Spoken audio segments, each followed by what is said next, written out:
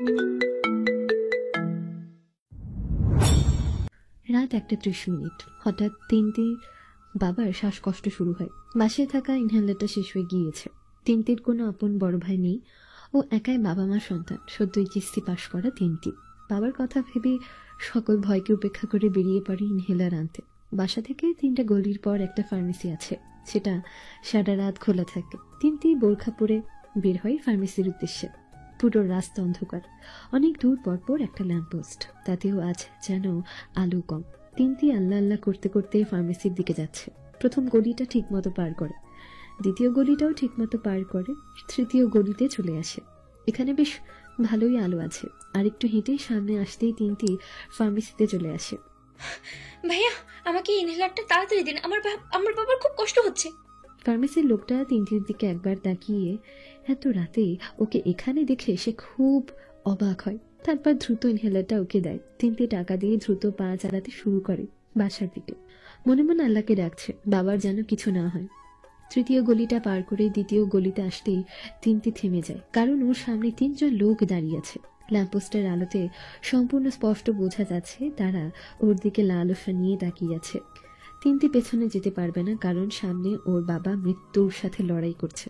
ওকে সামনে যেতেই হবে। লোকগুলোর চোখে মুখে লালসায় ভরা। তিনটি আর সময় নষ্ট করতে যাচ্ছে না। আল্লাহর নাম নিয়ে দেয় এক দৌড়। কিন্তু 3জনের ভেতর একজন তিনটিকে ধরে ফেলে ওর মুখ চেপে ধরে। বাকি 2জন তিনটির কাছে আস্তে আস্তে বলে, কিরে এত রাতে বাইর হয়েছিস? দেহ না দিয়া বাসায় যাবি ভাবলি? পারবি না, এই সব বোরখা টোরখা তোরে বাসাইতে পারবো না। অন্য আরেকজন হাসতে হাসতে বলে, মাল কিন্তু সেই দেই না কইরা সাইডে হও তাড়াতাড়ি। কয়দিন হয়েছে শিকার পায় না, আজ জমাই খামু। কি কস? হ্যাঁ। নিকাবের আড়ালেই তিনটির চোখ দিয়ে অঝরে অশ্রু ঝরছে। এই অশ্রু নিজের শরীর নষ্ট হবে তার জন্য না, বাবাটার যে খুব কষ্ট হচ্ছে তার জন্য। আজ ওর দেরি হলে বাবাটাকে আর হয়তো বাঁচাতে পারবে না। তিনটি আপ্রাণ চেষ্টা করছে ছোটার, কিন্তু এই মানুষ রূপী পশুদের কাছ থেকে কোনোভাবেই রেহাই পাচ্ছে না। তিনটিকে টানতে টানতে দ্বিতীয় গলিতে ঢুকাচ্ছে। তিনটি শুধু মনে মনে বলছে, হে আল্লাহ, হে আমার রব, আমি যদি তোমার ইসলামকে মন থেকে সঠিকভাবে মেনে থাকি, আজ তুমি আমাদের রক্ষা করো। আমার বিশ্বাস আমার আল্লাহ আমাকে নিরাশ করবে না। তিনটির প্রার্থনা হয়তো আল্লাহর কাছে পৌঁছেছে।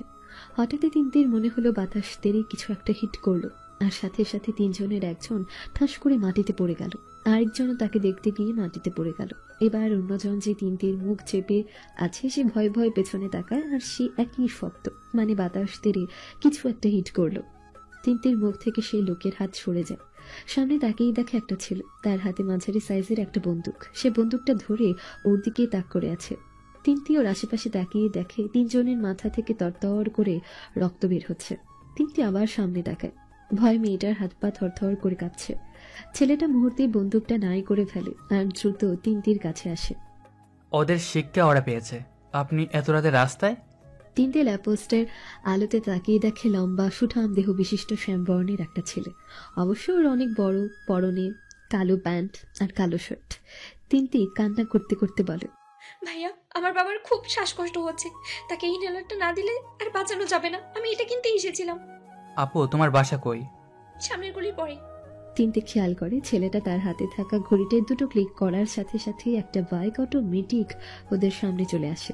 ছেলেটা বলে, আসো আপু, তোমাকে নামিয়ে দেই। তিনটি আর কিছু না ভেবে উঠে পড়ে। বাইকটা কোনো সাধারণ বাইক না। চালু করার সাথে সাথে টান মারতেই তিনটি ওর বাসার সামনে চলে আসে। মাত্র 30 সেকেন্ডে চলে এসেছে। তিনটি বাইক থেকে নামে। এই কার্ডটা রাখো, আমি তোমার বড় ভাইয়ের মতোই, কোনো প্রয়োজন হলে জাস্ট একটা কল দেবে। এখন তাড়াতাড়ি যাও, আর আমার কথা আর যা দেখেছো তা বলেও কাউকে বলবে না। ঠিক আছে ভাইয়া। বলেই তিনটি বাসার দিকে যায়। ঢুকতে গিয়ে পেছনে একবার তাকিয়ে দেখে কেউ নেই। এ যেন আশ্চর্য এক রহস্য। কয়েক সেকেন্ডে নিঃশব্দে নাই হয়ে গেল। তিনটি কার্ডটার দিকে একবার তাকায়। কার্ডটাকে কোনো সাধারণ কার্ড বলে মনে হয় না। ও দ্রুত বাসায় চলে যায় আর ওর বাবাকে গিয়ে ইনহেলারটা দেয়। ওর বাবা আস্তে আস্তে সুস্থ হয়। তিনটি মহান আল্লাহর কাছে শুকরিয়া আদায় করে। তিনি আজ ওকে আর ওর বাবাকে বাঁচিয়েছেন। কিন্তু তিনটি বুঝতে পারছে না কে ছিল ওই রহস্যময় লোকটা। তিনটি কার্ডটা হাতে নিয়ে তাতে টাচ করে, আর সাথে সাথে লেখা ওঠে মিস্টার শ্যাডো। তিনটি কার্ডটাই আবার টাচ করে। এবার লেখা ওঠে কল #4*। তার মানে #4 এটাই কল দিলেই হবে। তিনটি প্রচুর অবাক হয় আর কার্ডটা খুব যত্ন করে রেখে দেয়। ও বুঝতে পারে আজ যে ওকে বাঁচিয়েছে সে সাধারণ কেউ নয়, নিশ্চয়ই কোনো পাওয়ারফুল কেউ। পরদিন সকালে আকাশ, বাবা ওঠ, নাস্তা করবি না? তোর আব্বু ডাকছে, আয়। আকাশ ঘুমাতোর চোখে তার আম্মুর দিকে তাকায়, এক নজর দেখে আবার ঘুম দেয়। ওর আম্মু আবার বলে, ওঠ, একসাথে নাস্তা করবো, আয়। আচ্ছা আসতেছি, যাও। তাড়াতাড়ি আয়। আকাশের আম্মু চলে গেলে আকাশ আস্তে আস্তে উঠে বসে। কাল অনেক রাত করে ঘুমিয়েছে। আকাশ উঠে ফ্রেশ হতে চলে যায়। একটু পর ফ্রেশ হয়ে বাইরে আসতেই দেখে ওর ফোনটা বাজছে। রিসিভ করে কানে দিতে অন্য পাশ থেকে চিন্তিত কণ্ঠে বলে ওঠে কেউ, খবর দেখছিস? কেন, কি হয়েছে? কাল রাতে কি যেন তিনজনকে হেডশট করে মারছে। চিন্তার বিষয় হলো পুরো জায়গাটা সিসি ক্যামেরা দ্বারা পরিচালিত ছিল, কিন্তু ঠিক 1:30 থেকে 2টার ফুটেজটাই নাই, একদম গায়েব। ব্যাপারটা একদমই আশ্চর্যজনক। কি করতে পারে এমন? আমি? কি তুই? কেন? আমার বোনকে দর্শন করতে চেয়েছিল, উপযুক্ত শাস্তি দিয়েছি। একদম ভালো কাজ করছস, সারাদিন সঠিক শাস্তি হয়েছে। তুই কই? বাসায়, এখন নাস্তা খাবো। তাহলে খেয়ে চলে আয়। শোনো। বল। আচ্ছা পরে বলবো না, এখন রাখি। তুইও না সব সময় এমন করস। আকাশ মুচকি হাসি দিয়ে খেতে যায় ডাইনিং রুমে। এসে দেখে ওর আব্বু আম্মা বসে আছে। আকাশ চেয়ার টেনে বসে। ওর আব্বু বলে ওঠে, তোর ছুটি শেষ হবে কবে? আজও একটু পরে বের হব। শোন, যাই করিস সাবধানে করিস, দেশের অবস্থা বেশি ভালো না। নতুন একটা ড্রাগ মাফিয়া এসেছে, কোনোভাবেই তোকে ট্রেস করতে পারছি না আমরা। চিং মেনচু, জাপানিজ ড্রাগ মাফিয়া। পুরো পৃথিবীতে 100টি দেশে তার কারবার আছে, কিন্তু আজ অবধি তাকে কেউ দেখেনি এবং চিনে না। 101 নং দেশ হিসেবে সে এবার আমাদের দেশকে ধরেছে। অলরেডি 3টা ডিল শেষ। আকাশের বাবা পুরো তিনি হাঁ করে আছেন। তিনি বলেন, তুই বাসায় বসে এত কিছু জানিস কিভাবে? আমরাও তো এত কিছু জানি না। তোমরা বাপ ছেলে খাওয়ার মধ্যে কি শুরু করলে? আগে খাওয়া শেষ করো। আর আমার ছেলেকে তুমি কি ভাবো? গোয়েন্দা সংস্থার 1 নম্বর আমার ছেলে। ও ঘরে থাকলেও সব খবর ওর কাছে আসে। তাই তো দেখছি বাবা, তোকে নিয়ে আমি অনেক গর্ব করি। আমার স্বপ্নটা তুই পূরণ করেছিস। তুমি তো গর্ব করো, আর আমি সারাদিন তোমাদের জন্য চিন্তা আর ভয় পেতে পেতে শেষ। আম্মু ভয় নেই, দেশের নিরাপত্তার শপথ নিয়েছে আমরা। আমাদের জীবনটা দেশের জন্যই। কি বলো আম্মু? একদম ঠিক কথা বলেছিস। তাড়াতাড়ি খা, তোর সাথে কিছু জরুরি কথা আছে। আচ্ছা। আকাশের বাবা একজন সিনিয়র পুলিশ অফিসার। দীর্ঘদিন যাবৎ দেশের নিরাপত্তায় কাজ করে যাচ্ছে। তার ইচ্ছাতেই তার ছেলে আকাশ বিশেষ ট্রেনিং নিয়ে গোয়েন্দা বিভাগে জয়েন করেছে।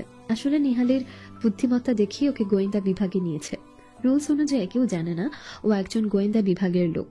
সবাই জানে ও নর্মাল একটা চাকরি করে। নিহালের এই গোয়েন্দা বিভাগের কাজ করা ছাড়াও আরো একটা বিশেষ পরিচয় আছে, যা এতটাই গোপন যে ও নিজের আব্বু আম্মু জানে না। আকাশের আব্বু আম্মু জানে ও একজন গোয়েন্দা, কিন্তু আসলে এটা একটা নাটক। আকাশ সাধারণ কোনো গোয়েন্দা না। গত 1 বছর যাবত ও একটা স্পেশাল টিমের হয়ে কাজ করে। আকাশ নাস্তা খেয়ে নর্মাল অফিসের জামা কাপড় পরে বাইরে আসে। এসেই সবার আগে চোখ যায় সামনের বারান্দায়। বেশ রূপসী অপ্সরাদের মতো একটা মেয়ে সদ্য গোসল করে এসে মাথার চুলগুলো মুছছে আর আকাশকে দেখছে। মেয়েটাকে আকাশের চেনা ওর বাবার বন্ধু রাশেদ খানের একমাত্র মেয়ে, নাম অবন্তী। অনার্সে পড়ে, খুব নম্র ভদ্র আর সুশীল স্বভাবের। আকাশ আর অবন্তীর চোখাচোখি হলে অবন্তী একটা হাসি দেয়। আকাশ হাসির উত্তর দেয় একটা ছোট্ট মুচকি হাসি দিয়ে। এভাবে বলতে গেলে প্রতিদিনই আকাশ অবন্তীকে এক নজর দেখে কাজে যায়। ওর ইচ্ছা আছে অবন্তীর সাথে ভাব জমাবে, কিন্তু ও যে কাজ করে তা জানলে অবন্তী ওকে কখনো মেনে নেবে কিনা সেটাই ওর কাছে অনেক বড় প্রশ্ন। আকাশ অবন্তীর খেয়াল থেকে ফিরে এসে গ্যারেজ থেকে ওর মডিফাইড স্পোর্টস বাইকটা বের করে। সামনাসামনি দেখলে এটাকে নর্মাল একটা বাইক মনে হয়, কিন্তু এটা fully modified hitech sports bike. এটাতে রয়েছে স্পেশাল কিছু পাওয়ার। আকাশ ওর ঘড়িতে বাইকটাকে নর্মাল মোডে দিয়ে চালু করে অবন্তীকে একবার দেখে ওর সিক্রেট বেইজে রওনা হয়। আকাশের সিক্রেট বেইজ এমন একটা জায়গায় যা কেউ কখনো কল্পনাও করতে পারবে না। ওদের সিক্রেট বেইজে যেতে হলে একটা বিল্ডিং এর পানির ট্যাঙ্কির ভেতর যেতে হয়। এই ট্যাঙ্কিটা একটা হাইটেক স্পেস। কেউ যদি খালি চোখের ভিতরে তাকায় তাহলে মনে হবে ভরপুর পানি, কিন্তু আসলে সেটা একটা ইলিউশন। আকাশ আন্ডারগ্রাউন্ডে ওর বাইক রেখে ছোট একটা রুমে ঢুকে, যেখানে পানির ট্যাঙ্কির রাস্তা। আকাশ ওর স্পেশাল চশমাটা পরে ট্যাঙ্কিতে নেমে পড়ে আর অটোমেটিক ওদের বেসে চলে আসে লিফটের মাধ্যমে। এই স্পেশাল বেসে 50 জন স্পেশাল ট্রেনিং প্রাপ্ত বিশ্বাসযোগ্য এজেন্ট রয়েছে, যারা দেখতে সাধারণ হলেও সত্যিকারে তারা অসাধারণ ক্ষমতা সম্পন্ন ব্যক্তিগণ। এদের কেউ হ্যাকার, কেউ টেকনিক্যাল স্পেশালিস্ট, কেউ সফটওয়্যার ইঞ্জিনিয়ার, কেউ ডাক্তার, কেউ কম্পিউটার ইঞ্জিনিয়ার, আরও অনেক। এদের স্পেশাল ইন্টেলিজেন্স পর্যবেক্ষণ করে পুরো দেশ থেকে এদের আনা হয়েছে। আর এসবের পেছনে যিনি রয়েছেন তিনি হলেন স্পেশাল কমান্ডার জনাব মোশাররফ হোসেন। তার পরিকল্পনার অর্থায়নের জন্য এই স্পেশাল টিম তিনি বানিয়েছেন। তার ইচ্ছা অন্য সব দেশের মতো আমাদের দেশও নিরাপত্তার দিক থেকে অনেক দূর এগিয়ে যাবে। এই বাড়িটা মূলত তারই। গত 30 বছর ধরে তিনি সবার আড়ালে এই সিক্রেট বেস বা দেশের অন্যতম হাইটেক স্পেস তিনি বানিয়েছেন। কাদের দিয়ে এই জায়গা বানিয়েছেন এবং যারা বানিয়েছে তারা কোথায় তা কেউ জানে না। জনাব মোশাররফ হোসেনের টিমে কাজ করার পূর্ব শর্ত একটাই, কখনো বিশ্বাসঘাতকতা করলে পুরো পরিবার ধ্বংস হয়ে যাবে এজেন্টের। সেই শর্তে তার টিমে মোট 50 জন কাজ করে, যাদের মধ্যে অন্যতম হল আকাশ।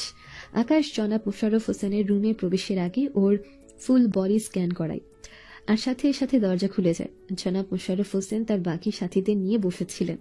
আকাশকে দেখে তিনি বলেন, তোমার জন্য নতুন মিশন রয়েছে। আকাশ ভেতরে ঢুকে ওর স্থানে গিয়ে বসে। জনাব মোশাররফ হোসেন বলতে শুরু করেন, শ্যাডো এই নামটা তোমাকে কেন দিয়েছি জানো? কেন স্যার? কারণ তুমি আমার সবচেয়ে স্পেশাল এজেন্ট, যে অন্ধকারে সবার আড়ালে থেকে বিচক্ষণতার সাথে মিশন শেষ করে আসে। তাই তোমার নাম আমি শ্যাডো দিয়েছি। Thank you sir.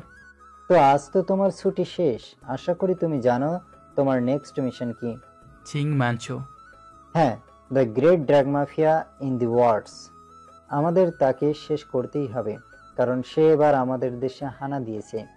জনাব মোশাররফ হোসেনের একজন সাথী কমান্ডার আশরাফ আলী বলেন, কাজটা কি সহজ হবে মোশাররফ? যেখানে বাইরের দেশে এজেন্টরা ওকে ভয় পায়, আর সেখানে আমরা কিভাবে শেষ করব? কমান্ডার ইয়াকুব সাঁই দিয়ে বলেন, কথা সত্য, আর এতে অনেক রিস্ক, কারণ চিংম্যাংচো কোনো নর্মাল মাফিয়া না।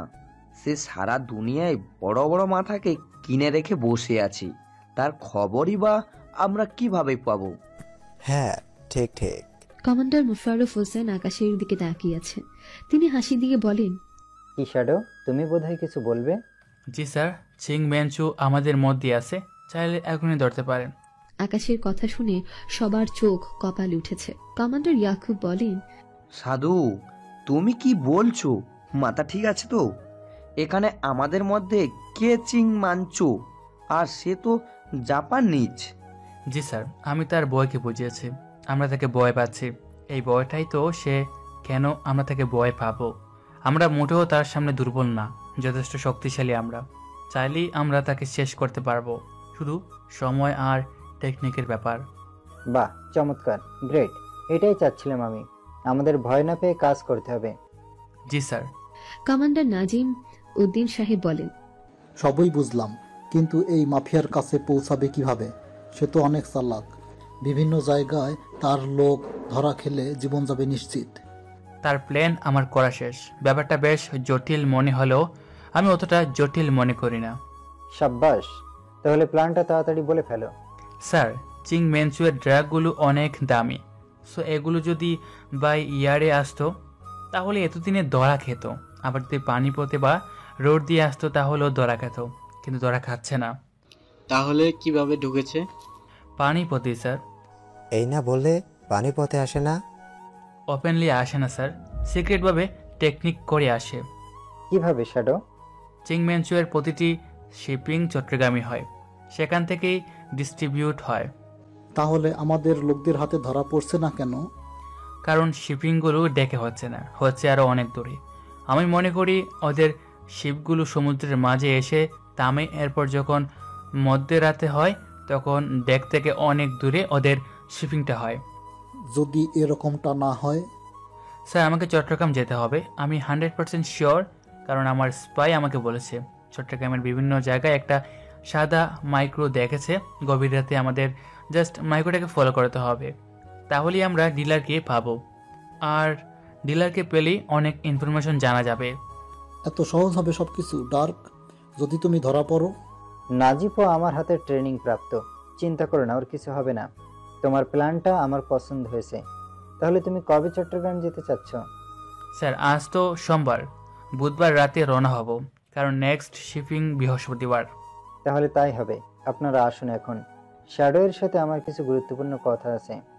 বাকিরা বাইরে চলে যায়। জনাব মোশাররফ হোসেন এবার আকাশের কাছে এসে ওর কাঁধে হাত রেখে বলে, আমি জানি এই মিশনটা সহজ না, খুব কঠিন আর রিস্কি। আমার একমাত্র ভরসা তুমি।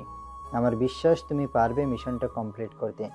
তবে এবার তুমি একা না, তোমার সাথে অন্য একজন থাকবে। বলে কমান্ডার মোশাররফ হোসেন তার চেয়ারে গিয়ে বসেন। আকাশ অবাক হয়ে বলে, কিন্তু স্যার, আমি তো একা কাজ করতে পছন্দ করি, আর কে থাকবে আমার সাথে? শ্যাডো, তুমি আমার কাছে অনেক গুরুত্বপূর্ণ একজন এজেন্ট। আমি তোমার জীবনের রিস্ক নিতে চাই না, তাই তোমার সাথে যাকে দিচ্ছি সে ঠিক তোমার মতোই দক্ষ আর কৌশলী। তুমি যেদিন যাবে সেদিন তার সাথে তোমার দেখা হবে। আমি অপেক্ষায় থাকবো স্যার। ওকে, তাহলে প্রস্তুতি নাও মিশনের। আমি তোমার জন্য নতুন কিছু আর্মস আনিয়েছি, সেগুলো দেখে নিও। ওকে স্যার। আকাশ বাইরে চলে আসলো। বাইরে আসতেই নাফিসের সাথে দেখা হয়। নাফিস আকাশকে দেখে বলে, বস, কমান্ডার কি আদেশ দিলেন? নতুন মিশন, বস বস না করে বাইরে চল, কথা আছে। ওকে বস। আকাশ আর নাফিস সমবয়সী, ওরা খুব ক্লোজ ফ্রেন্ড। তবে ডিপার্টমেন্টে পদবীর দিক থেকে আকাশ সবার বড়, তাই সালমান ওকে সবার মতো বস বস বলে। আকাশ আর নাফিস একটা নর্মাল চায়ের দোকানে দুজনের 2 কাপ চা নিয়ে বসে। এখন সত্যি করে বল, তুই কি আমার সাথে ঘুরতে যাচ্ছিস? স্যার কি তোকে আমার সাথে যেতে বলেছে? না তো দোস্ত, আমাকে কিছু বলে নাই। একটু বুঝাই বল। আর তুইও তো সবসময় একা ঘুরতে যাস বড় বড় জায়গায়। স্যার বলল এবার নাকি আমার সাথে অন্য কাউকে দিবে, সে নাকি আমার মতো দক্ষ। আমি ভাবলাম হয়তো তুই, কিন্তু এখন দেখছি আচ্ছা আর কে হতে পারে? ফিল্ডে সবসময় তুই আর আমি কাজ করি, আর তো কাউকে দেখছি না দোস্ত। রহস্য ভাই, কে যে হতে পারে কে জানে। এতদিন একা কাজ করলাম, এবার কাকে সাথে পাই কে জানে। আরে টেনশন নাই, স্যার ভালো কাউকেই দিবে। শোন, বাইকের চাবিটা নে আর কাজ করে দিস, আমি বুধবার নিব। ওকে বস। বিকেল 4:23। আকাশ ওর বাসায় নিচে আসতেই অবন্তীকে দেখে। তবে একা না, সাথে একটা ছেলে, বডি বিল্ডার টাইপ ছেলেটা। আকাশ তীক্ষ্ণ দৃষ্টিতে অবন্তীকে দেখছে। অবন্তী তাড়াতাড়ি কথা শেষ করে আর ছেলেটা বায় বলে চলে যায়। আকাশ আস্তে আস্তে অবন্তীর কাছে যায়। অবন্তী সালোয়ার আর হিজাব পরে আছে। আকাশকে দেখে খুব নম্রভাবে সালাম দেয় ও। আসসালামু আলাইকুম। ওয়ালাইকুম আসসালাম। কে ছেলেটা? অবন্তী অবাক হয় আকাশের প্রশ্নেও খেয়াল করে আকাশের মুখটা অনেক শক্ত হয়ে আছে। অবন্তী নিচু স্বরে বলে, আমার বড় ভাইয়া, মানি কাজিন। ও। আকাশ মনে মনে বলে, যাক বাবা, আমি তো ভাবলাম বয়ফ্রেন্ড নাকি আবার। এদিকে অবন্তী মনে মনে বলে, উনি এখন হাসছে কেন? মনে হয় আমার বিয়ে ভেবেছিল উনি। সামনের কদিন তোমাকে আর দেখতে পারবো না। কেন? অফিস থেকে একটা কাজে যাব, ফিরতে দেরি হবে। ও, আপনি কি আমাকে দেখার জন্য অপেক্ষায় থাকেন নাকি? না মানে অমন কিছু না, তোমাকে দেখে কাজে গেলে দিনটা ভালো যায় আর কি। একটা পবিত্র নিষ্পাপ মুখ থেকে কাজে গেলে তার দিনটা অবশ্যই ভালো যাবে। অবন্তী অনেক লজ্জা পায়। আচ্ছা আসি, ভালো থাকবেন। আমার জন্য দোয়া করো যাতে আমাদের আর দেখা হয়। অবন্তী একটা হাসি দিয়ে, দোয়া করলাম আমাদের জন্য খুব তাড়াতাড়ি দেখা হয়। আকাশ একটা মুচকি হাসি দেয়। অবন্তী ওর বাসায় চলে যায়। আকাশ অবন্তীকে চেনে প্রায় 3-4 বছর হলো। প্রথম দেখায় অবন্তীকে ভালো লাগে ওর অনেক, তাই কখনো অন্য কোনো মেয়ের দিকে আকাশ তাকায়নি। আকাশের দুনিয়া দুটো, একটাই ওর কাজ আর একটাই ওর পরিবার আর অবন্তী। আকাশের ইচ্ছা এই মিশনটা শেষ করে অবন্তীকে ওর মনের কথা বলবে। সে অপেক্ষায় আছে ও। অবন্তীকে মনের কথা বলতে হলেও ওকে আবার ফিরে আসতে হবে, এই ডেঞ্জারাস মিশনটা কমপ্লিট করতে হবে। দেখতে দেখতে বুধবার চলে আসে। আজ রাতে আকাশ চট্টগ্রামের উদ্দেশ্যে রওনা হবে, তবে একা না, সাথে কেউ একজন থাকবে। আপাতত সে একজনটা কে সেটা জানার জন্য বেশি উত্তেজিত হয়ে আছে আকাশ। আকাশ সন্ধ্যার দিকে বাবা মার কাছ থেকে বিদায় আর দোয়া নিয়ে ওদের সিক্রেট বেসে চলে আসে। এসে নিজেকে প্রস্তুত করতে থাকে। রাত 12টার পর রওনা হবে। নিজেকে প্রস্তুত করে আকাশ সবার সাথে কথা বলে কমান্ডার মোশাররফ হোসেনের রুমে যায়। সেখানে ওর সাথীর সাথে ওর পরিচয় হয়। Sir, I am ready. Good. So সময় এসেছে তোমার সাথীর সাথে তোমাকে পরিচয় করিয়ে দেয়। মিট এজেন্ট রেড রোজ, তোমার পরে আমার সবচেয়ে বিশ্বস্ত আর প্রিয় এজেন্টও। এজেন্ট রেড রোজ আকাশের পাশে এসে দাঁড়িয়ে স্যালুট দেয়। আকাশ ওর পাশে তাকিয়ে যাকে দেখে ও কল্পনায়ও ভাবেনি ওর সাথেই হবে। আকাশ চোখ দুটো বড় বড় করে অবাক মিশ্রিত কণ্ঠে বলে, আকাশ। ভদ্র, নম্র আর সুশীল ভাবা অবন্তী এভাবে এজেন্ট হিসেবে দেখে আকাশের চোখ কপালে উঠেছে। ওর কেন জানি বিশ্বাসই হচ্ছে না অবন্তীর মতো মেয়ে কিভাবে এরকম হতে পারে। হাও। আকাশকে উদ্দেশ্য করে কমান্ডার মুশাররফ হোসেন বলেন, জানতাম অবাক হবে, অবাক হওয়ারই কথা। অবন্তী ছোটকাল থেকেই পড়াশোনায় আর টেকনোলজিতে অনেক ভালো। ওর বাবা আমার বন্ধু হওয়ায় আমি সবার আড়ালে ওকে এজেন্ট রেড রোজ হিসেবে বানিয়েছি। শ্যাডো, ও কিন্তু তোমাকে চিনতো বেশ আগে থেকেই, যখন থেকে তুমি গোয়েন্দা হয়েছো তখন থেকে। আকাশ শুধু অবাক হয়ে অবন্তীর দিকে তাকিয়ে আছে। অবন্তী সামনে তাকিয়ে আছে। কমান্ডার মুশাররফ হোসেন আবার বলেন, রংপুরের মিশনটা মনে আছে? খুব জটিল একটা মিশন ছিল। আমাদের এজেন্ট রেড রোজ তো খুব সহজেই কমপ্লিট করেছে, যা তুমি ভালো করেই জানো। তারপর ঢাকার পদ্মার পাড়ের মিশনটা, সেটাও এজেন্ট রেড রোজ কমপ্লিট করেছে। এরকম অনেক মিশন ও কমপ্লিট করেছে। শ্যাডো আর রেড রোজ, তোমরা আমার সবচেয়ে বড় শক্তি। আমি চাই তোমাদের এই শক্তি আর দক্ষতা নিজেদের মাঝে ভাগাভাগি করে নাও, যাতে একে অপরের ঢাল হয়ে শত্রুর সাথে লড়াই করতে পারো। Okay sir. জি স্যার। তাহলে তোমরা এখনই রওনা হও। ডার্ক, এদিকে আসো। আকাশ কমান্ডার মুশাররফ হোসেনের কাছে যায়। তিনি নিহালকে আস্তে করে বলেন, অবন্তীর খেয়াল রেখো, ওর দায়িত্ব তোমাকে দিলাম। তোমরা দুজন মিলে মিশনটা কমপ্লিট করবে, ঠিক আছে? ইনশাল্লাহ স্যার। তাহলে তোমরা যাও, গুড লাক। আকাশ আর অবন্তী বাইরে আসে। নাফিস বাইরে দাঁড়িয়ে আছে। ওকে তো ভালো করে চিনিস, তাই না? সব জানতি, তাও বললি না। অবন্তী ম্যাম না করছে বলতে বস। রাগ তোর ম্যাম, আমি যে কি শখটে আছি সেটা আমি জানি। কেমনে ভাই, কেমনে একটু বুঝলামও না। ব্যাপার না, মিশনে মন দিয়ে সাবধানে যা। দয়া করিস। আর বাইক রেডি তো? ওই যে তোর বাইক। আকাশের বাইক নিয়ে আসে। নতুনভাবে মডিফাইড করা হয়েছে, বিভিন্ন শক্তিশালী আর্মস লুকিয়ে আছে এই বাইকের মধ্যে। আকাশ অবন্তীর কাছে আসে। অবন্তী বাইকের কাছেই দাঁড়িয়েছিল। তুমি আমাকে বলনি কেন? এরকমটা করতে পারলে তুমি? স্যার, আপনি কিন্তু আমাকে কিছু বলেননি। স্যার? জি, আপনি আমার সিনিয়র। ব্যাগটা অনেক দ্রুত চলে, ভয় পাবে না তো? অবন্তী ভ্রু কুচকে আকাশের দিকে তাকায় আর বলে, আমি ট্রেনিং প্রাপ্ত, ভুলে গিয়েছেন হয়তো। না ভুলিনি, চলে যাওয়া যাক। জি। আকাশ আর অবন্তী বাইকে ওঠে। নাফিস বিদায় দিয়ে রওনা হয় ওরা। আকাশের বাইকের সম্পর্কে অবন্তীর ধারণা ছিল না। প্রথমে আস্তে আস্তে চালিয়ে বড় মেইন রোডে আসে, আর আসার সাথে সাথে বাইক নর্মাল মোড থেকে হাইটেক স্পোর্টস মোডে কনভার্ট করে আর এমন স্পিডে চলতে শুরু করে অবন্তী ভয়ে আকাশকে শক্ত করে জড়িয়ে ধরে। আকাশ মিটিমিটি হাসছে। প্রায় ৩-৪ ঘন্টার মধ্যে ওরা চট্টগ্রাম চলে যায়। অবন্তী অবাক হয়ে যায়। চট্টগ্রামে ওদের থাকার জন্য একটা সিক্রেট জায়গা আগে ঠিক করে রাখে। আকাশ রাত 4টায় প্রায় সবাই ঘুম। ওরা চুপচাপ সে জায়গায় চলে যায়। বাসার নিচে বাইকটা পার্ক করে। ওরা দুজন নামে অবন্তী নেমেই বলে, এভাবে কেউ বাইক চালায়? মনে হচ্ছিল সামনে না পড়ে যাচ্ছি। তুমি কি চাও আমরা দিনের বেলা এখানে আসি? সবাই আমাদের দেখো। আচ্ছা, বুঝেছি। চলেন উপরে যাই, ফ্রেশ হব। এই যে ম্যাম, মিশনে আসছেন না ঘুরতে? আর তখন তো স্যার স্যার করছিলেন, এখন সম্মান গেল কই? তখন তো নাফিস ভাই ছিল, তাই স্যার বলেছি। তোমরা মেয়েরাও না? স্যারকে বললাম আমি একাই মিশন কমপ্লিট করতে পারবো, কি দরকার ছিল তোমাকে দেওয়ার? এখানে সবাই কথা বলবেন, একটু পর সবাই উঠে যাবে। জি ম্যাম, আসেন আমার সাথে। আকাশ অবন্তীকে নিয়ে 3 তলায় যায়। 3 তলার সবচেয়ে কোনা রুমটা ওদের। আকাশ কাছের টপ থেকে চাবি বের করে দরজা খুলে ভেতরে ঢুকিয়ে আর বলে, আসেন, এটাই আমাদের রুম। অবন্তী ভেতরে আসে আর ভ্রু কুচকে তাকিয়ে থাকে। আকাশ ভালো করে দরজা লাগিয়ে ভেতরে এসে দেখে অবন্তী দাঁড়িয়ে আছে। ও অবন্তীর পাশে দাঁড়িয়ে বলে, কি হয়েছে এভাবে দাঁড়িয়ে আছো যে? এটা কি করছেন আপনি? কেন, কি করেছি? একটা বেড কেন? আমরা তো দুজন।